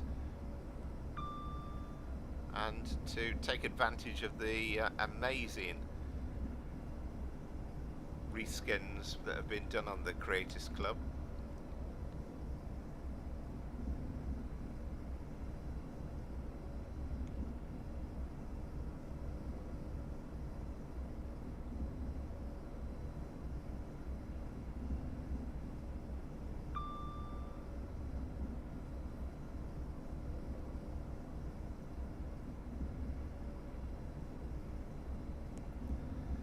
I'm hoping everybody enjoying the stream, and if you are liking the video, then please like and subscribe to the channel. It'd be really appreciated, and you can hit that notifications button as well for more live streams. I'm pretty much got an idea of maybe doing sort of 2 a week, but we'll see how things progress.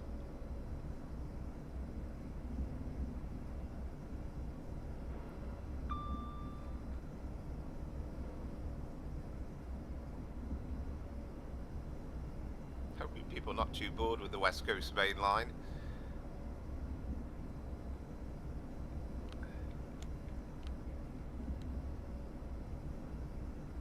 And if you own it yourself, are you enjoying it? Do you have any niggles with it? Are there things that you feel should be better?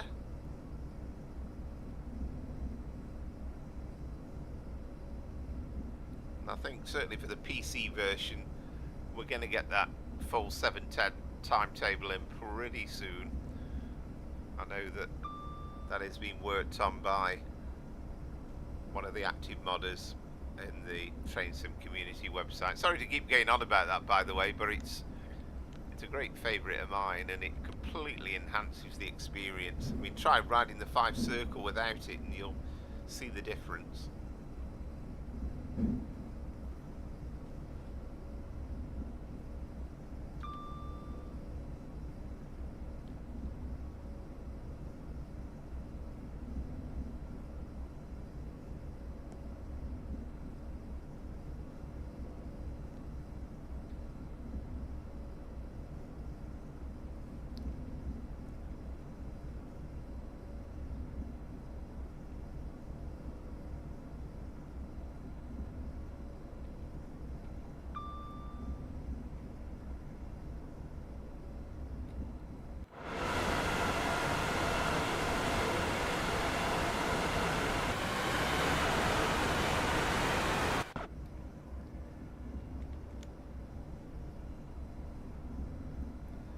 I wasn't 100% sure actually until I spotted one in real life a couple of days ago. I knew they were in service, but I kind of got it in my mind that they were actually on just on North Wales coast services to either Chester or Holyhead, but they are used on Birmingham New Street trains, presumably in lieu of the 807s, which of course will be very similar, but they won't be bi-mode, they'll be just completely electric operated. Hard to think of the Pendolino as being an old train as well, but they've been around for, well, going on for 25 years now.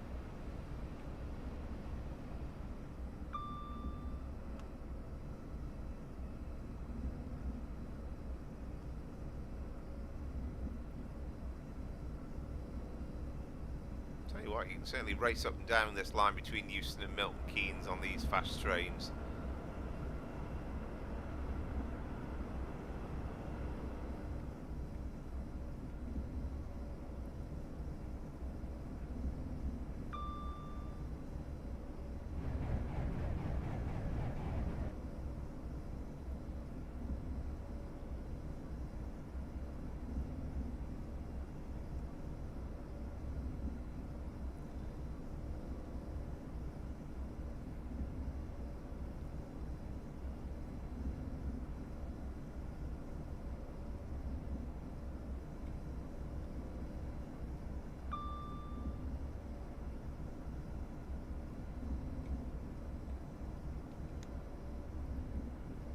So what to do next? I'm thinking probably a northbound run in the Bakerloo Line, but it's kind of, I'll have to load up the old Bakerloo Line so as we can do the run from Elephant and Castle to Queen's Park, and then we can't do the route hopping with the old to the new at the moment. That will come, but it would need to be we'll need to like transfer over to this route from Queen's Park through to Harrow and Wealdstone.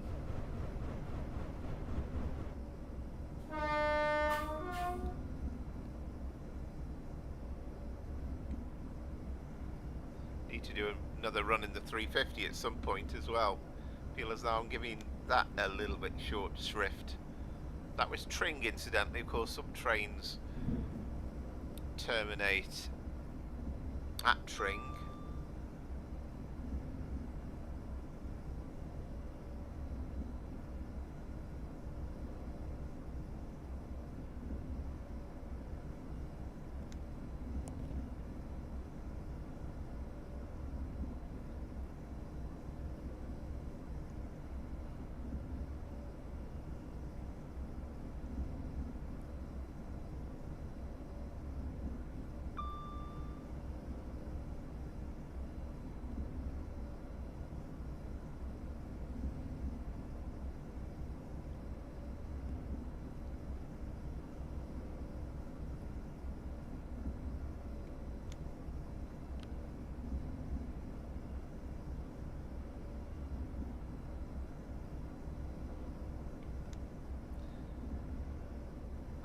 And incidentally, if you're watching this on another day, you've not seen it live, then by all means still put the comments in, because I can look at those, reply to those.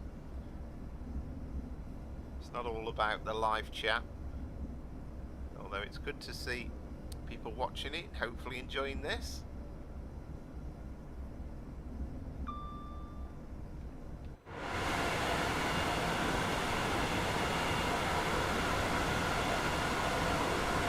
See the hedges in down there on the road.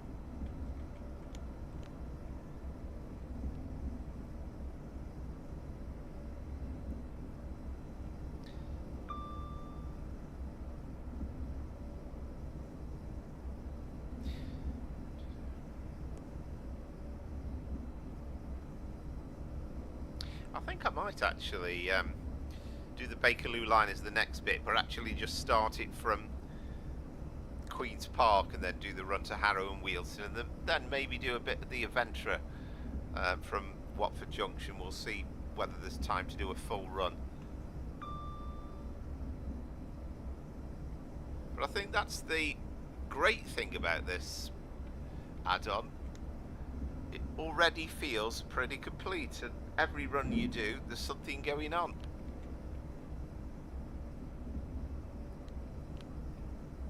And what I'm kind of trying to demonstrate with this run is that it's not there straight away, but it certainly is doable. I'm sure somebody will do a scenario or two where these are included as well.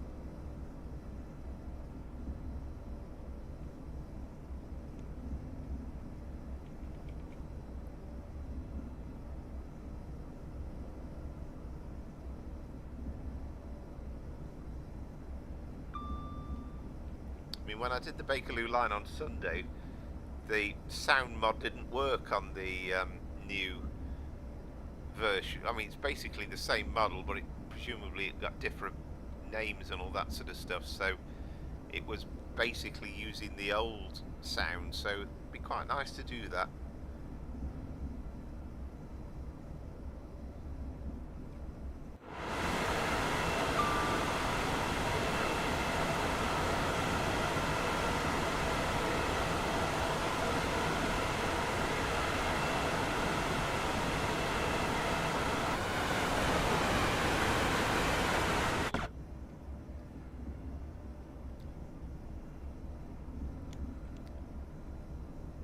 Putting a little bit of brake in because we're going slightly downhill at this point.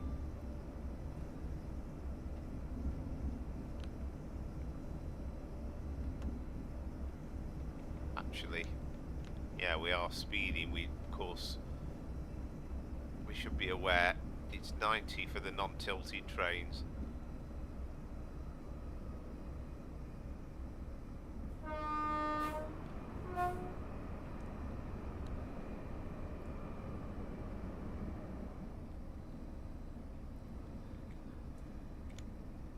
Most people would agree when the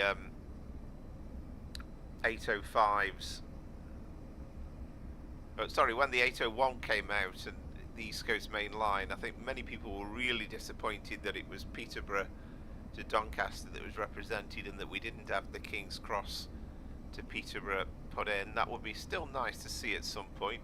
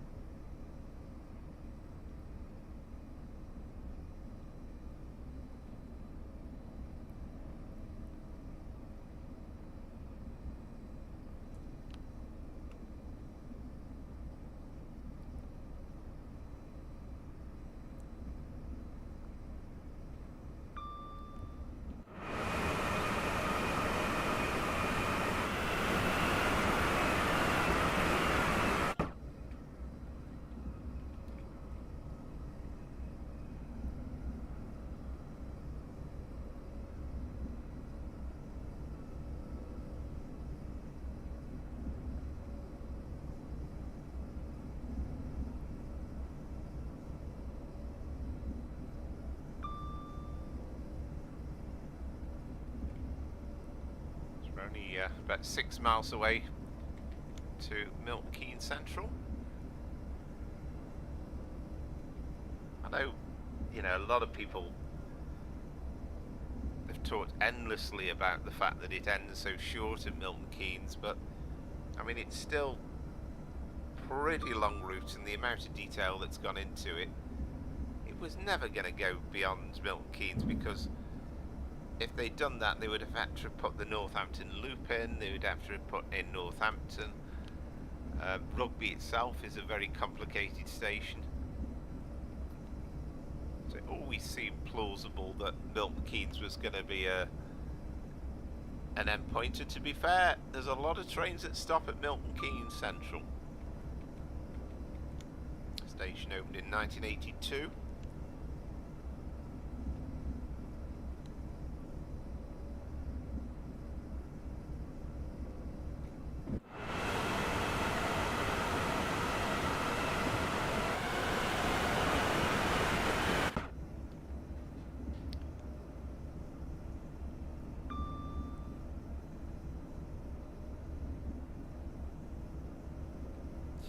Yeah, it's definitely kind of worth riding this train because of you can see the scenery a little bit more detailed from this cab. I mean, don't get me wrong, you don't get a bad view from the Pendolino cab, but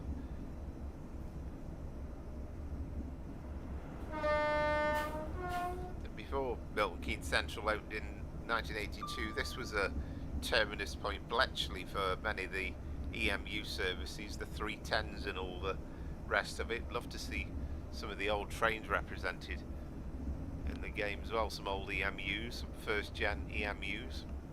It's been lacking in Train Sim Classic and in Train Sim World.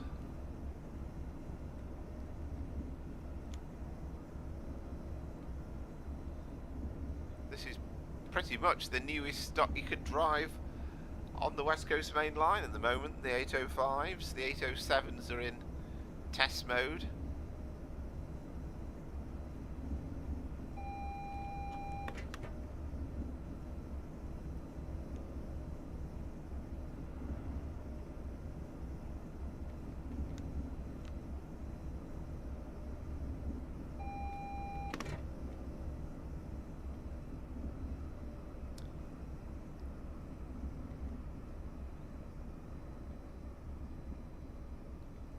Put a bit more brake on, really.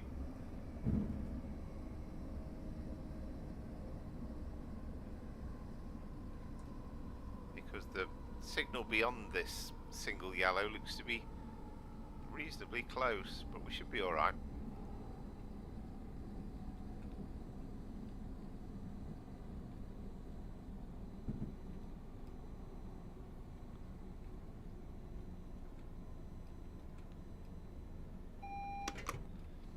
This platform 6 that we're coming into is a new addition as well. I don't know how many years it's been in existence for exactly.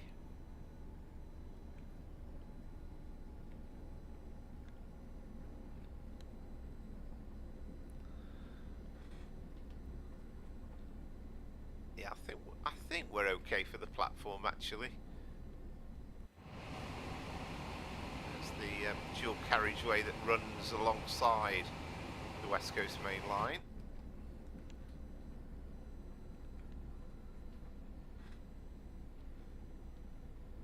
Yeah, we're good for the platform.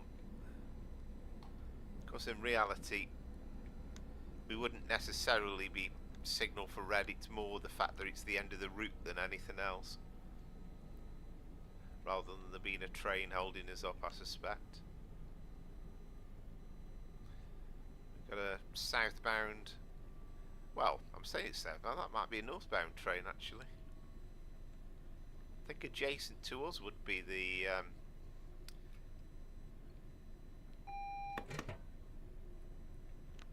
northbound.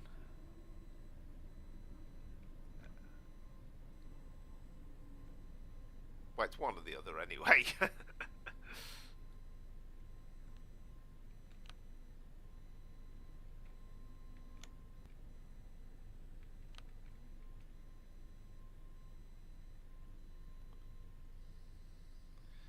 that should do us. That should bring us into Milton Keynes Central.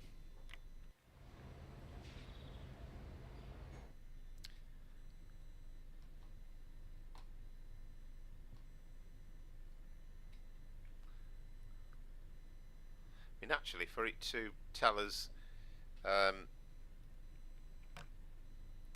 end of objective complete, I think it wants us to do the full 30 odd yards.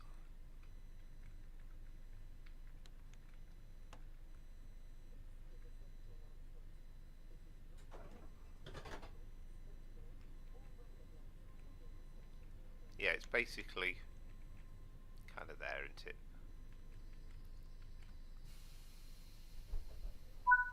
I was just waiting for it to say objective complete. I don't think we'll get the it taking us back to the menu. Okay, well that's that done then. So that's gone a bit quicker than I was anticipating. We're 2 hours into the stream. So what shall we do now? Shall we do a bit of Bakerloo Line?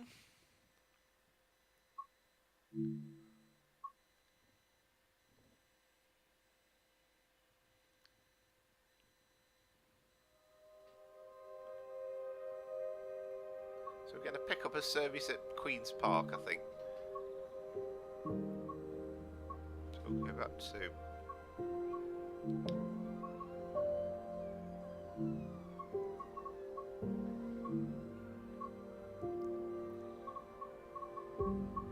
Again, there's been a lot of comment about the fact that there isn't a full timetable, but it's a bit fuller on this. We'll go for a similar time of the day, I think. So we'll say Elephant Castle to Harrow and Wealdstone.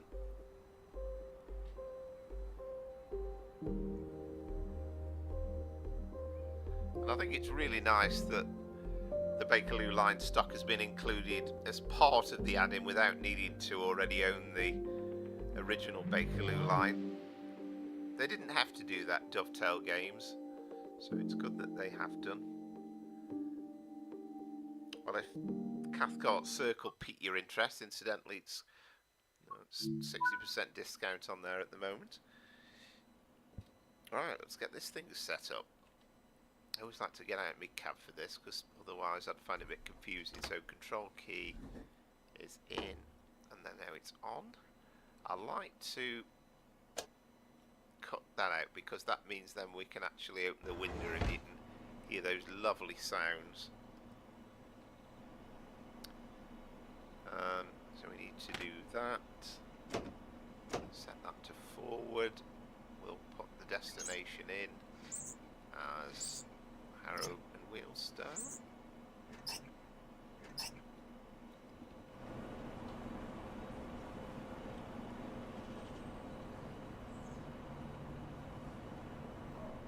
But it's just better now. I mean, it's always been a good route, but it's good that you can actually run alongside the West Coast Main Line and see all the proper traffic.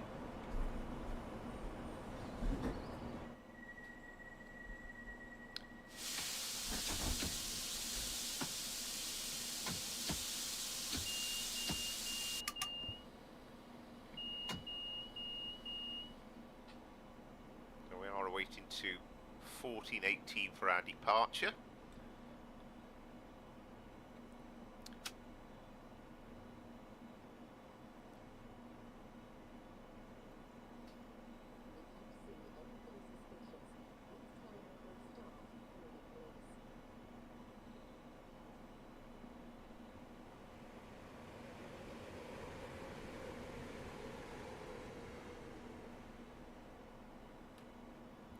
Again, thank you very much for everybody that's watched, and if you're liking the video and you want to like and subscribe, then I'd be really grateful.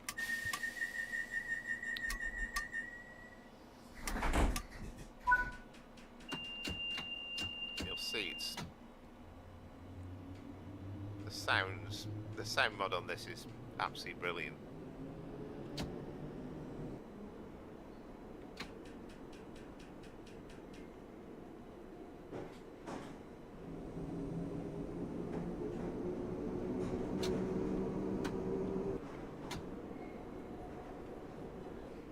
strange little expedition here through the sheds.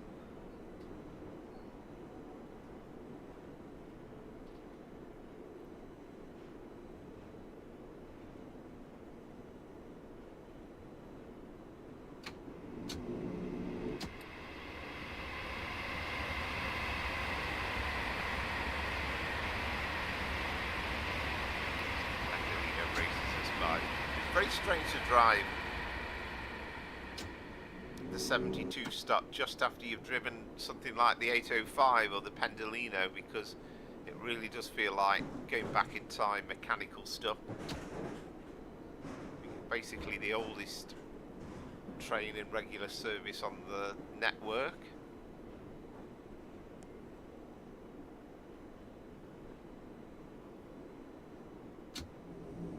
We will get to go a bit faster in a minute.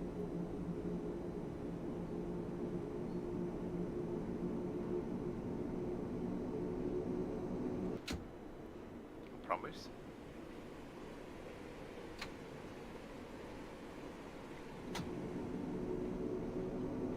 There we go.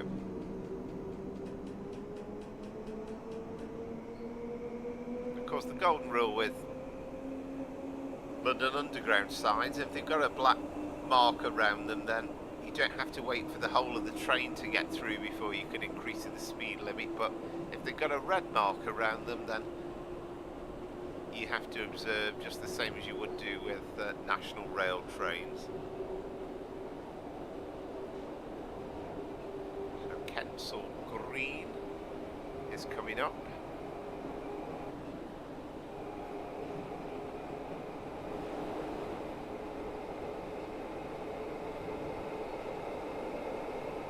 Just so much better though being alongside the West Coast Main Line like this.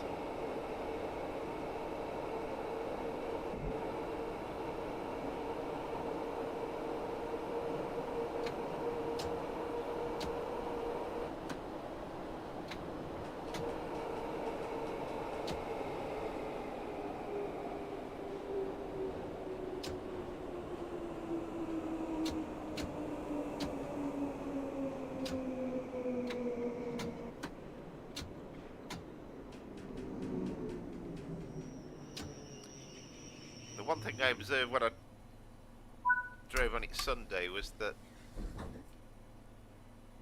it's absolutely rammed. Okay, it's the middle of the afternoon, it might not be. Yep, it's rammed.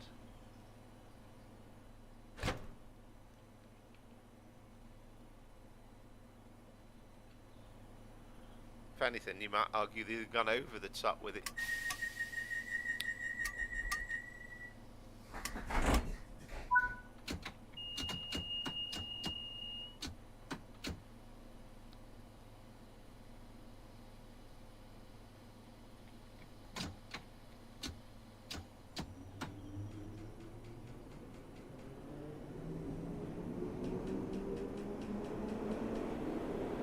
Feels as though you're winding it up when you get going this camshaft thing.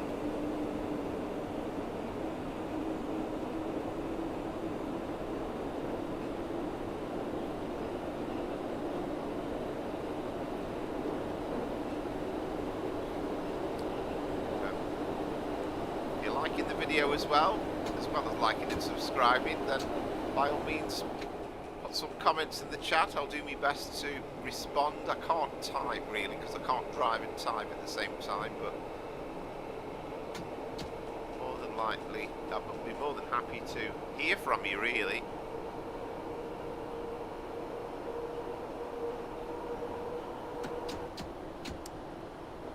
We're getting a bit too fast there as we're coming in towards Euston Junction.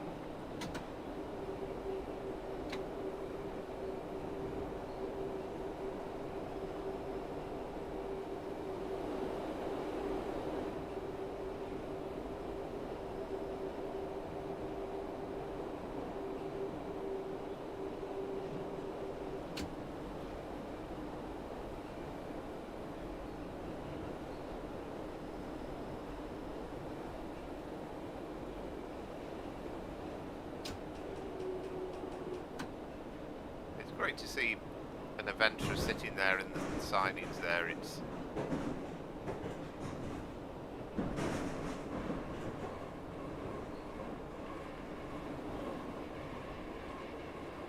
the old station, Wilson Junction.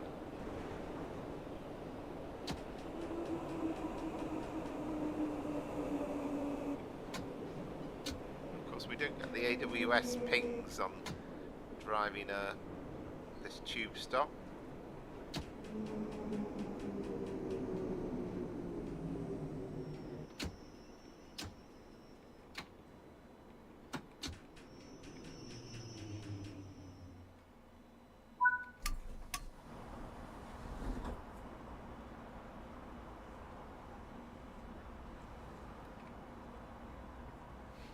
I wonder if it's so busy because nobody seems to be getting off it.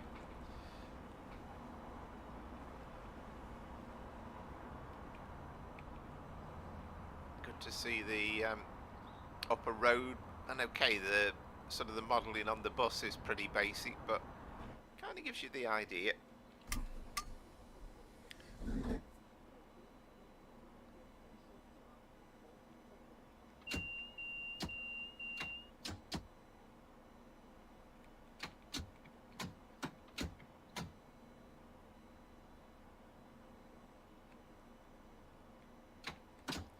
Right, I don't think I've locked the doors, have I?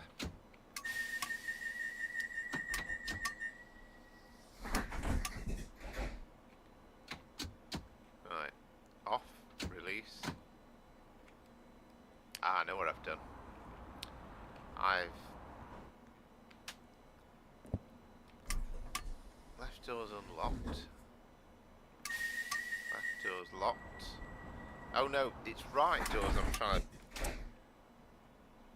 Being silly out here, aren't I? Right. There we go.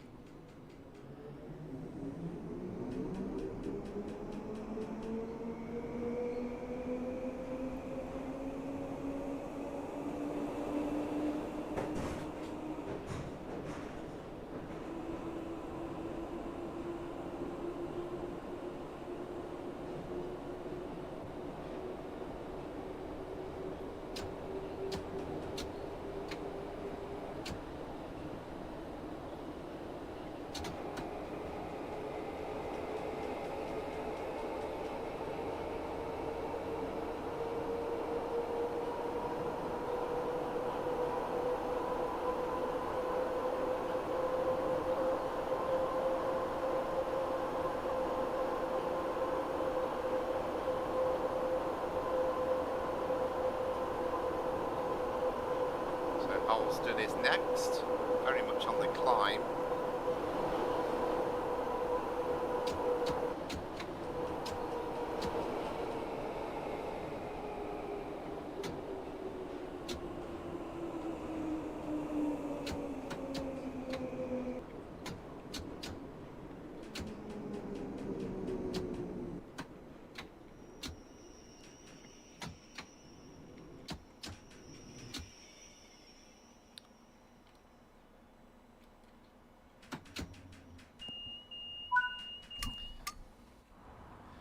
I have to say, when this line was first introduced, I mean, I really enjoyed driving it, but it seemed strange to have all the West Coast Main Line with incorrect catenary for one thing, because they used the Great Western Express catenary, so it looked all wrong with absolutely zero traffic. And okay, we've not got anything racing through at the moment, you can't have it all the time, but it just feels so much better.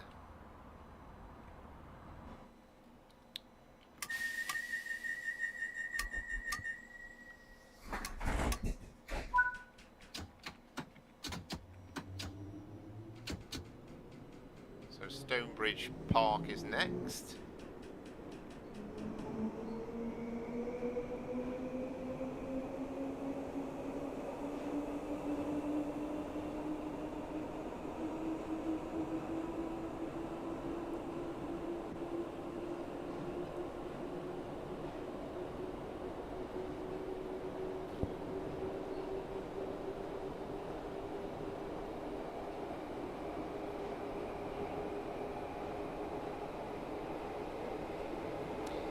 almost feels like 4 routes in one in many ways. You've got the Bakerloo line, you've got the 710s, you've got the Pendolino services, you've got the 350 services.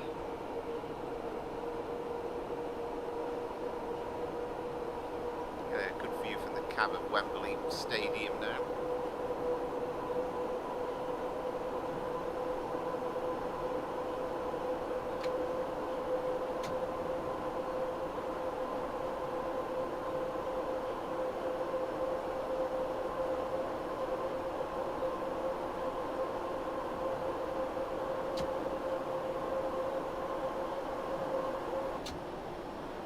Perhaps not going to get a 66 run in today.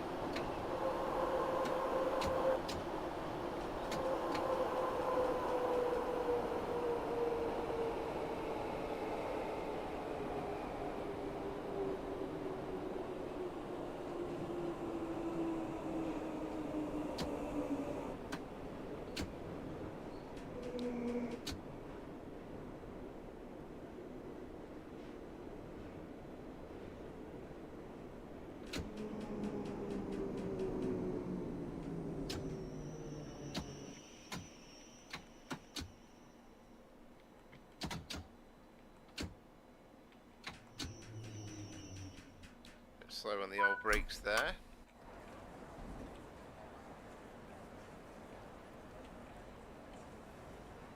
Seems like quite a period in the day, and I think there are issues with the timetable. I think it's no point in denying that, and it would be nice to see the Aventurous racing past at the appropriate points throughout, and to have all the blanks filled in really.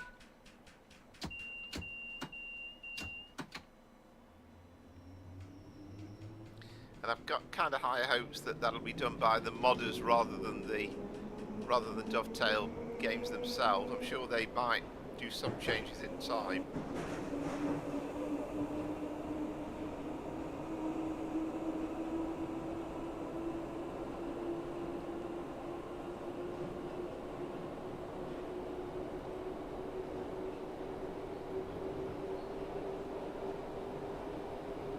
Thanks again for anybody that's watching. If you're new, then if you don't mind liking and subscribing, sorry to keep mentioning that, but that would be really appreciated. Hit the notifications button and you'll be told when the next stream's coming up. There's plenty of other content as well on the video to watch, and I've been recording stuff going back to just before Christmas, Train Sim Classic and Train Sim World.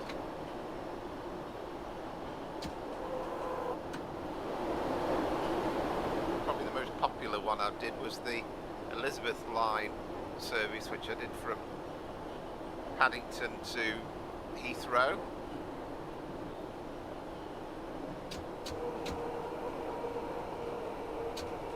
So of course we've crossed under the West Coast Main Line now, and that's now on our right, and it will be right the way through to Harrow and Euston. So we're coming to Wembley Central.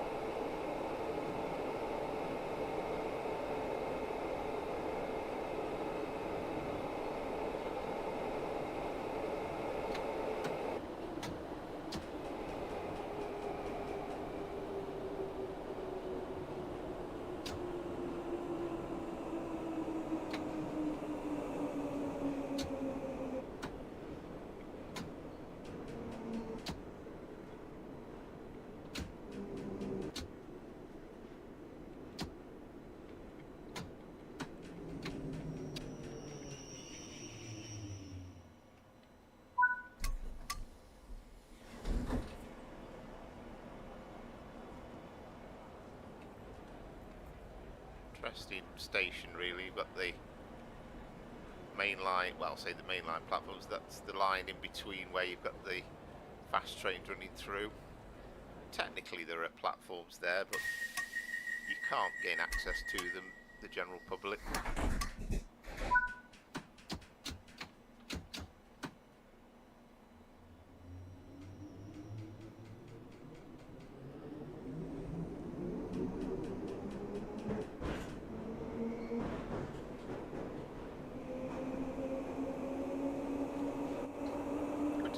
detail there though, like with you've got the terrace housing, but you've got some car, and there again, there's cars parked in and around. It kind of gives an extra sense of something going on.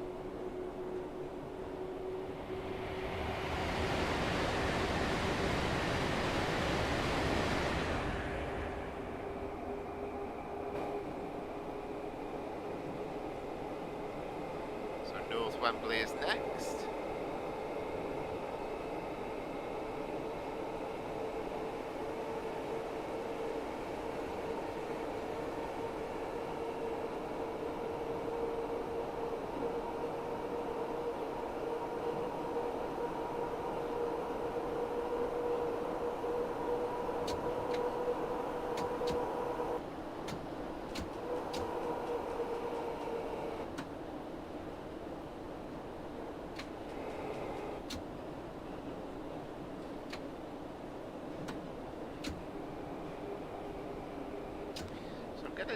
After this run, I'm going to do an Avanti from Watford Junction, and then we'll kind of take it from there. I'll definitely run it as far as Harrow and Euston, but we'll see how many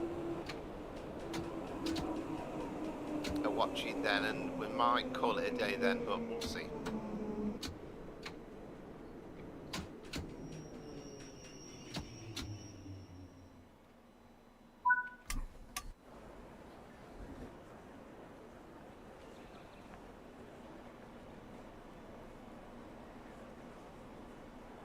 Very difficult to keep to time completely. I think I'm doing a reasonable job, I suppose.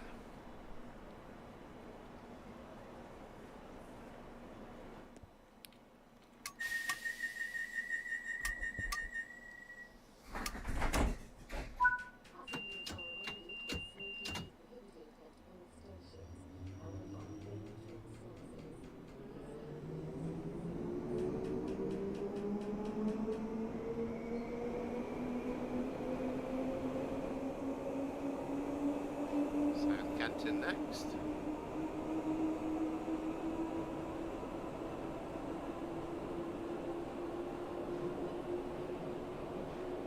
So again, once I've done this run, I'm just going to kind of close the game down, reopen it up again, just to make sure we don't get any dumps. I mean, it might be possible you could do loads of different continuous runs, but I think I think in real life that's where the Art Deco building's supposed to be. It'd be nice if they could put that in.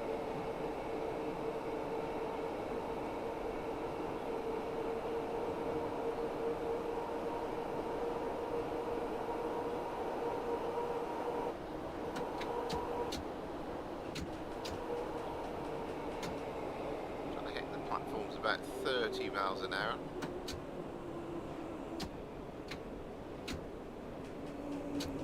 Problems with it, accelerating and braking with these things. I mean, you kind of get the feeling it doesn't want to go when you pull away, but once it does get going, it certainly does go away at speed.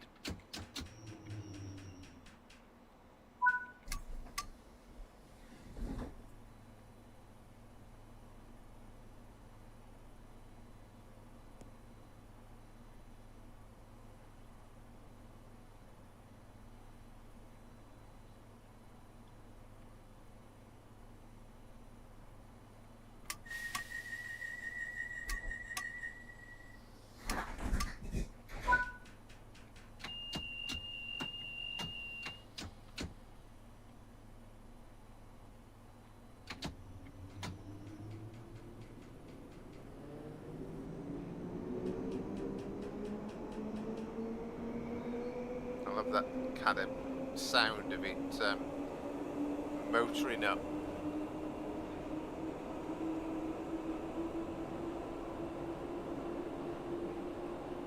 Kenton is coming up shortly. I don't know if it's here where there's a, I think it's Kenton where there's a it's either a Premier Inn or a Travel Lodge. We're looking the line, always on the lookout for some of those, because I think spend a night adjacent to the busy main line is, some people probably think it was hell, but I'd be delighted with it.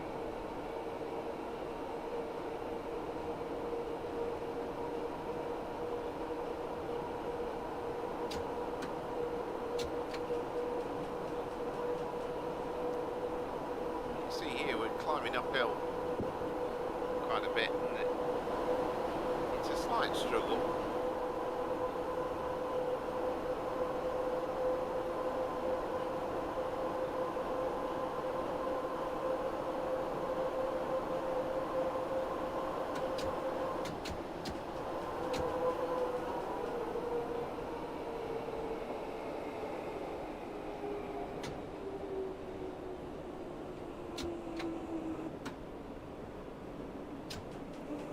I know there's plenty of other stuff that's come with Train Sim World 5 as well. I mean, I will have to try the German route at some point. Frankfurt seems quite interesting, but British content is always my big interest.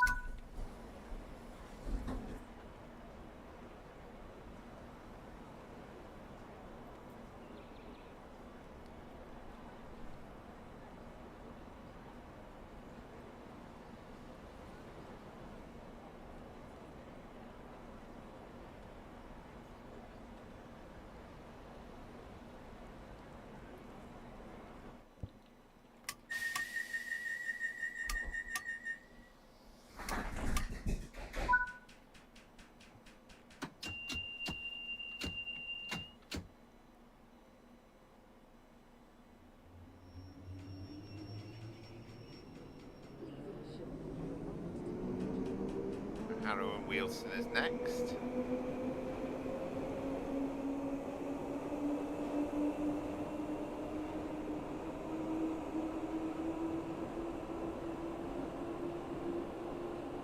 One of the busiest of journeys through on the West Coast Main Line this occasion.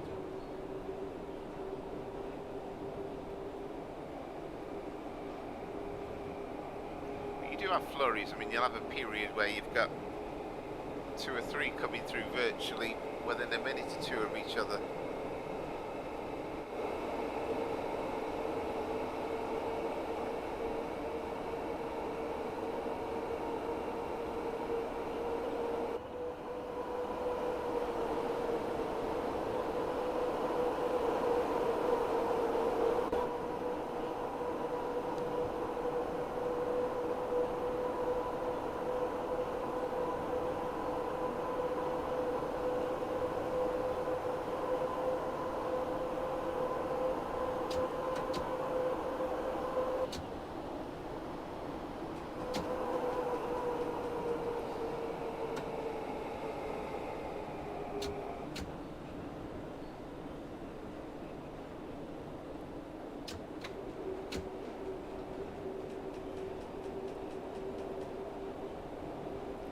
Make sure that we've got clear signal onto the platform. I think we're okay. I think that signal is a bit beyond.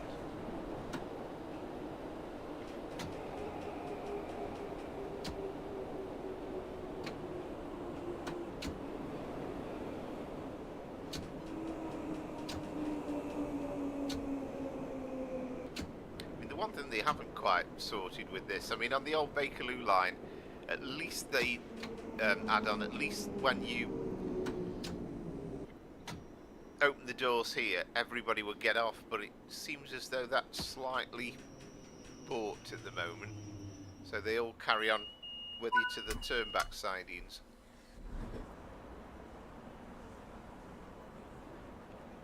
You can see nobody is getting off, but maybe it depends. I mean, I've tried it the other way round, joining a service from Harrow and Euston, but right, okay, no, it's all right going this way. Sometimes it does work.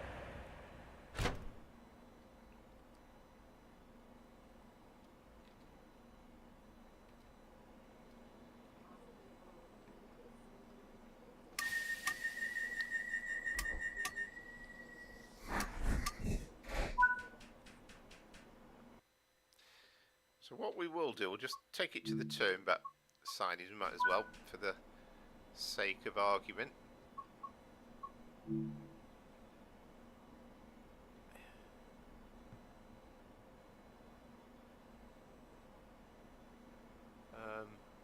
I'm waiting for, what does it say? Oh, there's supposed to be like some dots that appear within there. Let's see. So it'll let us take us through. I think it might say signal passing danger or something. Yeah, it has, yeah. Never mind. Anyway, we've done the run, which is fine. I think perhaps there's a couple of bits at the end there that aren't working quite as well as they did on the original Bakerloo line, but I'm sure these are little minor things that they'll fix.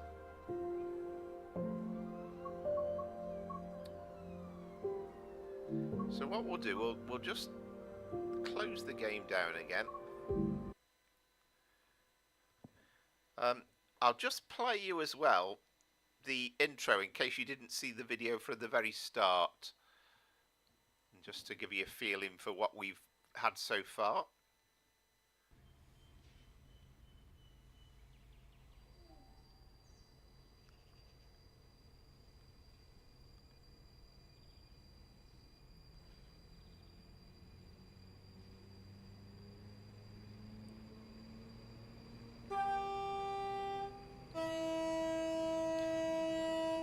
Of course, watch this back once we've finished and the live stream has ended. You can watch the start video again, but this is some of the runs we've done up till this point.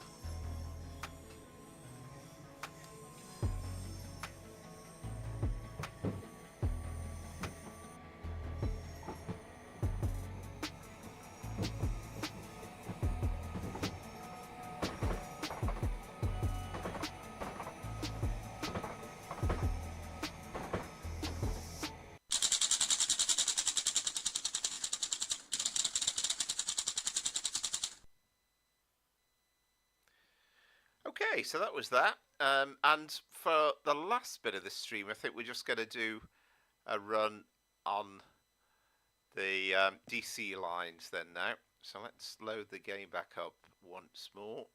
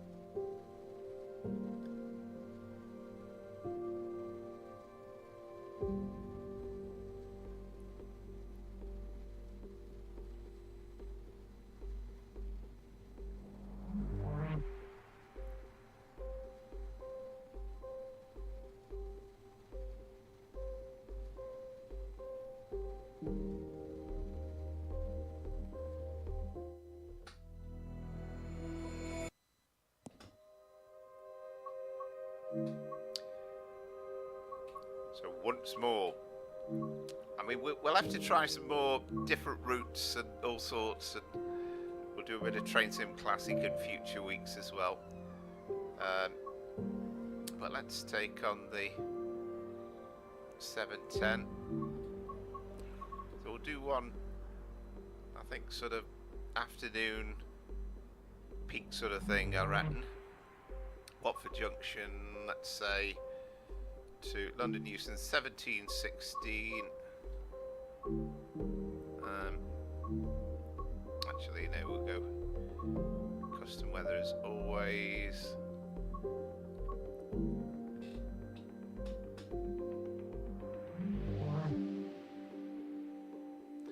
can turn this menu music off completely, but I've kind of got used to it. I quite like it. It's got a bit of quite dynamic, I think.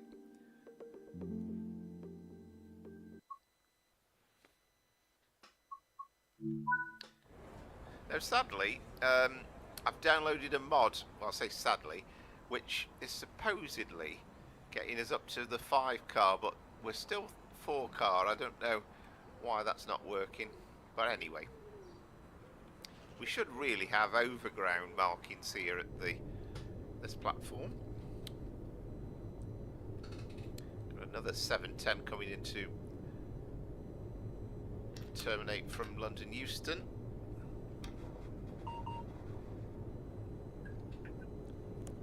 Now,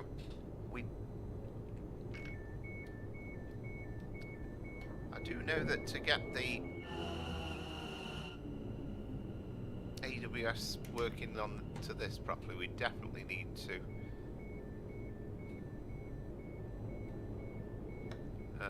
where is it? No, normal. We want that on. That's it. GPWS and AWS operational.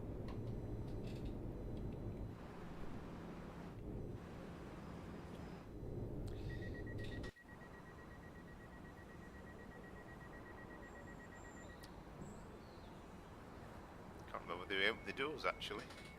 Better let the passengers on.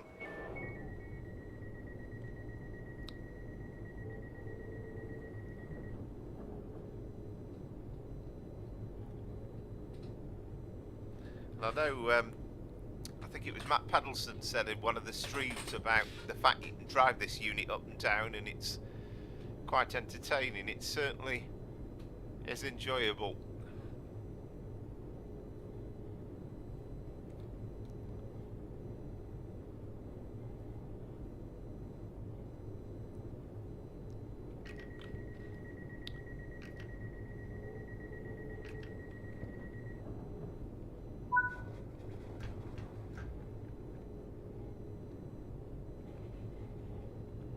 Even without a sound mod, the sounds on this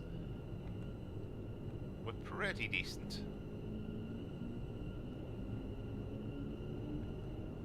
So we'll swing away from the West Coast main line towards Watford High Street.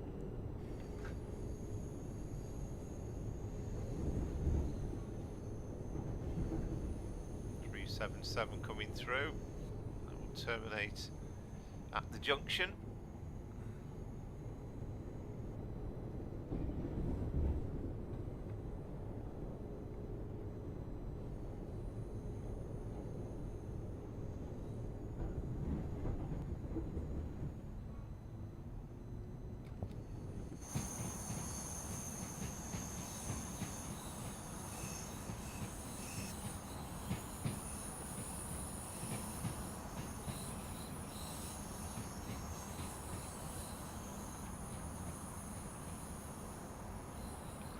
Fabulous train to drive.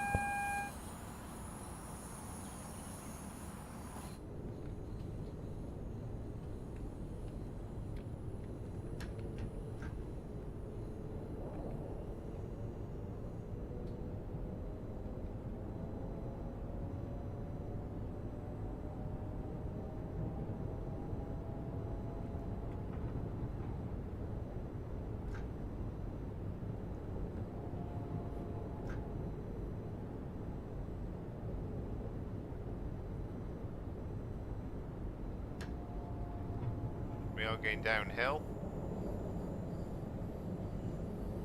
The one that's lacking on the section, not just here, but I think just beyond it, you can just about see the floodlights of Vicarage Road in real life, and I don't think that's in the game.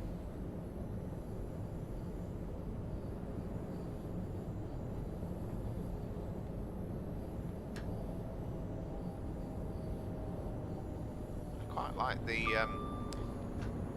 fact that the announcements on this are succinct. They don't mess around with too much. Just basically Watford High Street. This is the train to Euston.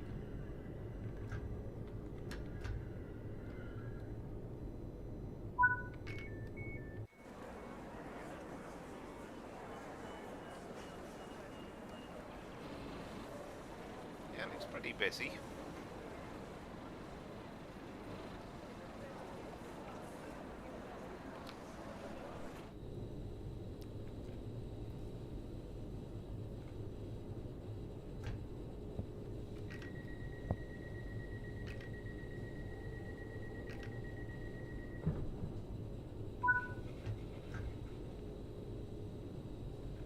Bushy is next, and then we will be rejoining alongside the West Coast Main Line again.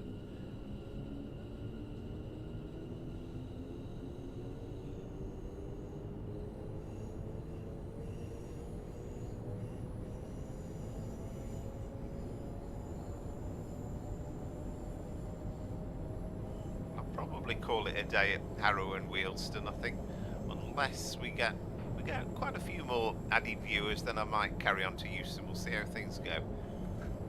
I'm getting pretty peckish actually. I started at 6 o'clock and I've not eaten yet.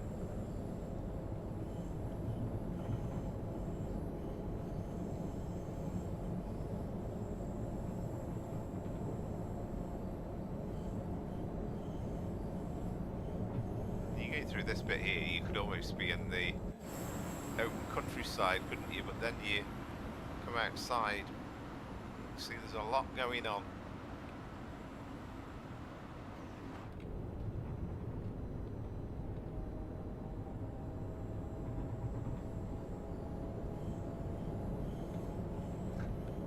We have to put some brakes on because we've got this 20 coming up.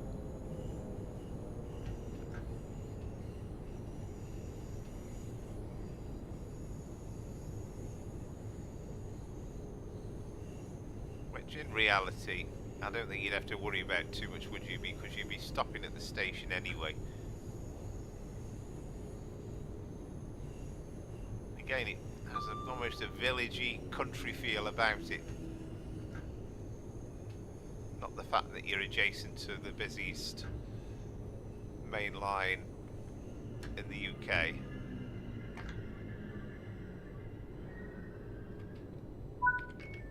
Because you're supposed to have in your quarter light, although it's a bit low down there anyway, I don't think it would work in this case, but I don't think we're quite in the right.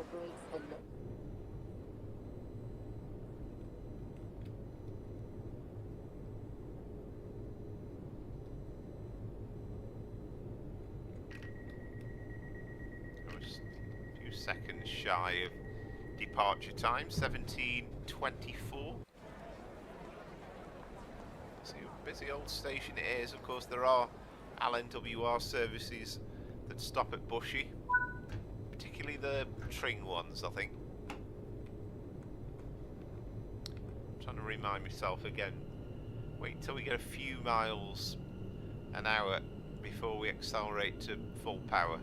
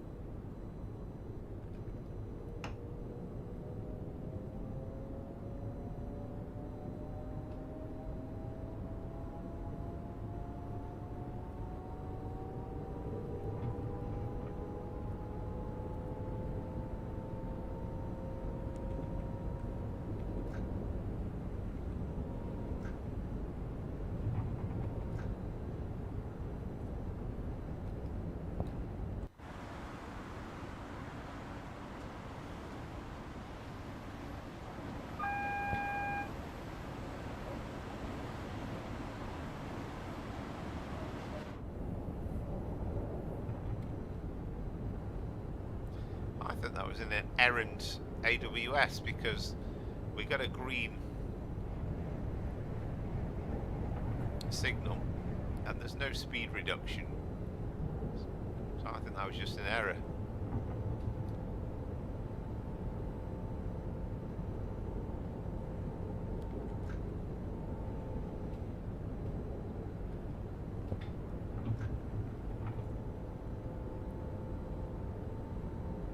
there's still plenty of mileage with this route. There's lots to do and different times of the day to try. We've not had a chance to do the 377 today, but I wouldn't mind doing a full run at some point from we used Train Sim Classic so that we knew the full run from Watford Junction to East Croydon.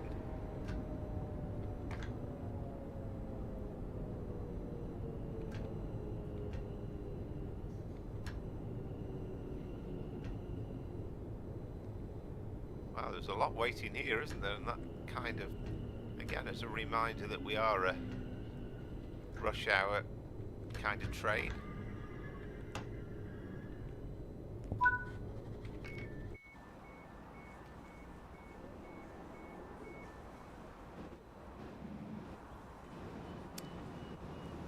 There's one gripe I have with Train Sim World. It is the way that camera lurches into the train. It's just a little bit irritating, that.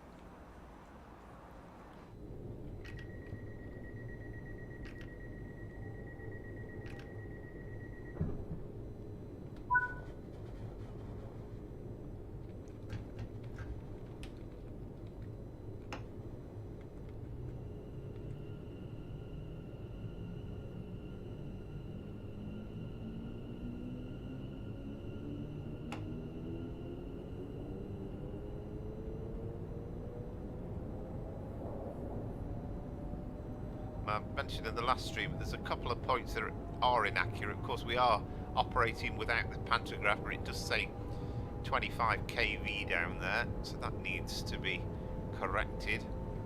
I think it has been commented that the sounds are kind of recorded from the Elizabeth line rather than from this particular unit, but it's not far off it.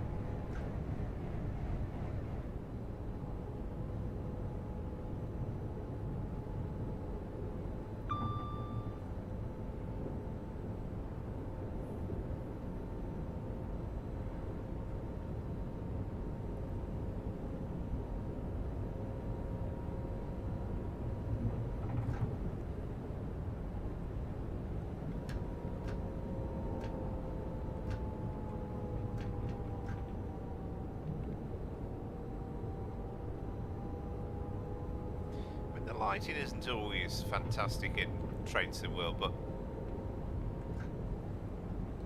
I mean, I quite like this sort of the early evening kind of golden autumnal sunshine, and I tend to try and keep it according to the time of the year as best I can. Really, it feels appropriate somehow.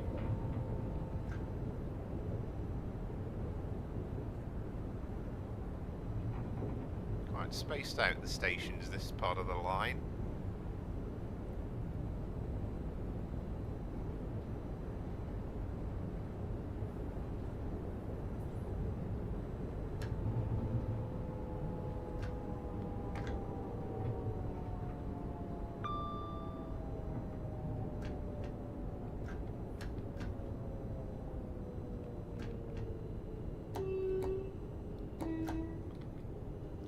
Quite observing the yellow line there, was he? Neither was he. I think he was on his mobile phone, a bit too not worrying about where the train was massively. I suspect that's a problem in real life. Okay, we'll have a quick look just to see how busy we actually are.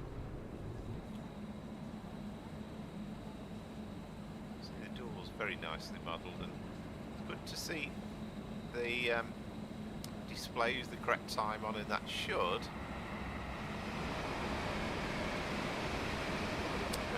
races back. Yeah, there we go. So to say this is the train to Euston.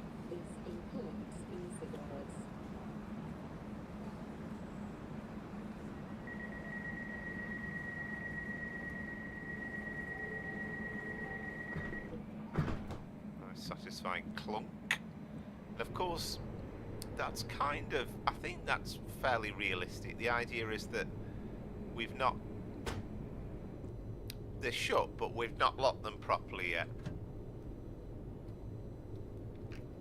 There we go. So we've put the interlock on now.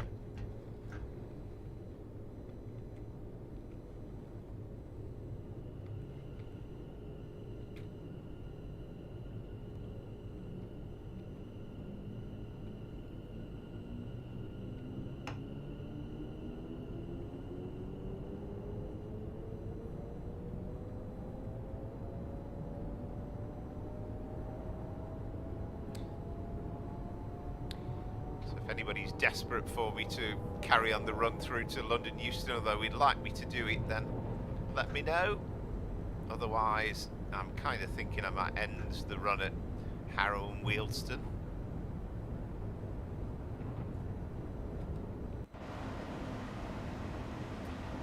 But I'll leave it up to you people watching, really.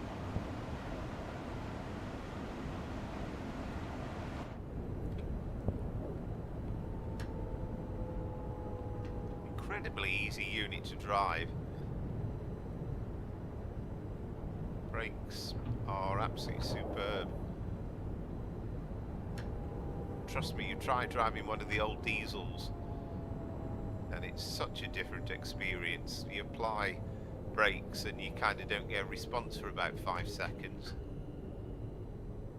This is instant, as you'd expect on a modern unit, really.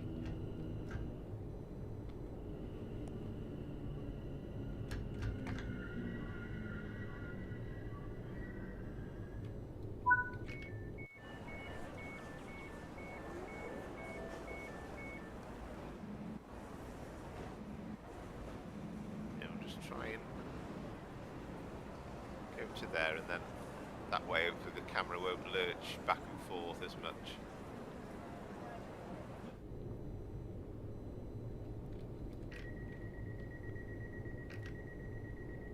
We're about a minute down on the schedule.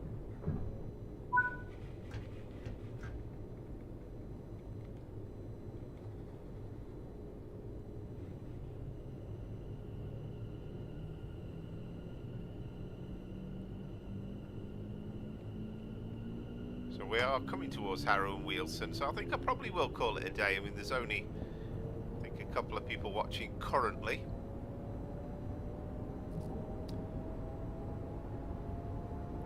So this is your last chance if you do want to see. I know there's a load of videos of other people that have already done the full run to London Euston.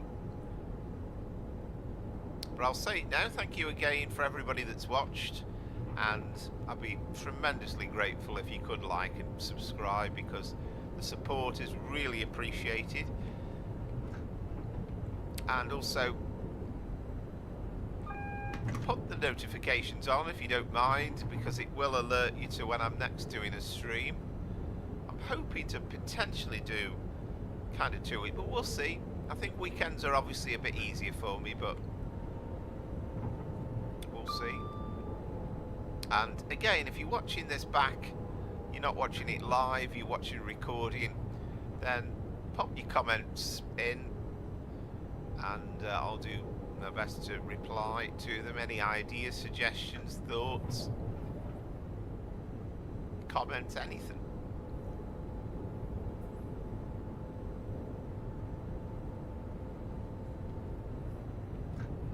Yeah, it's that kind of lovely early evening golden sunshine.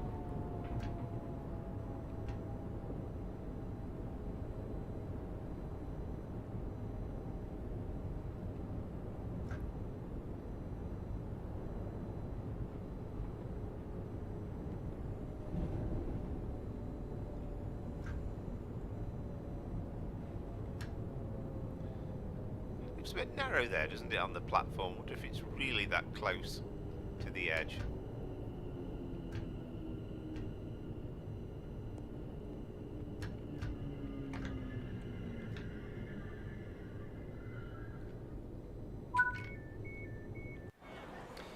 Well, there we go. So that's just about 3 hours anyway. Hope you've enjoyed the stream. And again, thanks for watching. And as I say, I don't want to keep banging on the drum, but if you can like and subscribe, I'd be really grateful.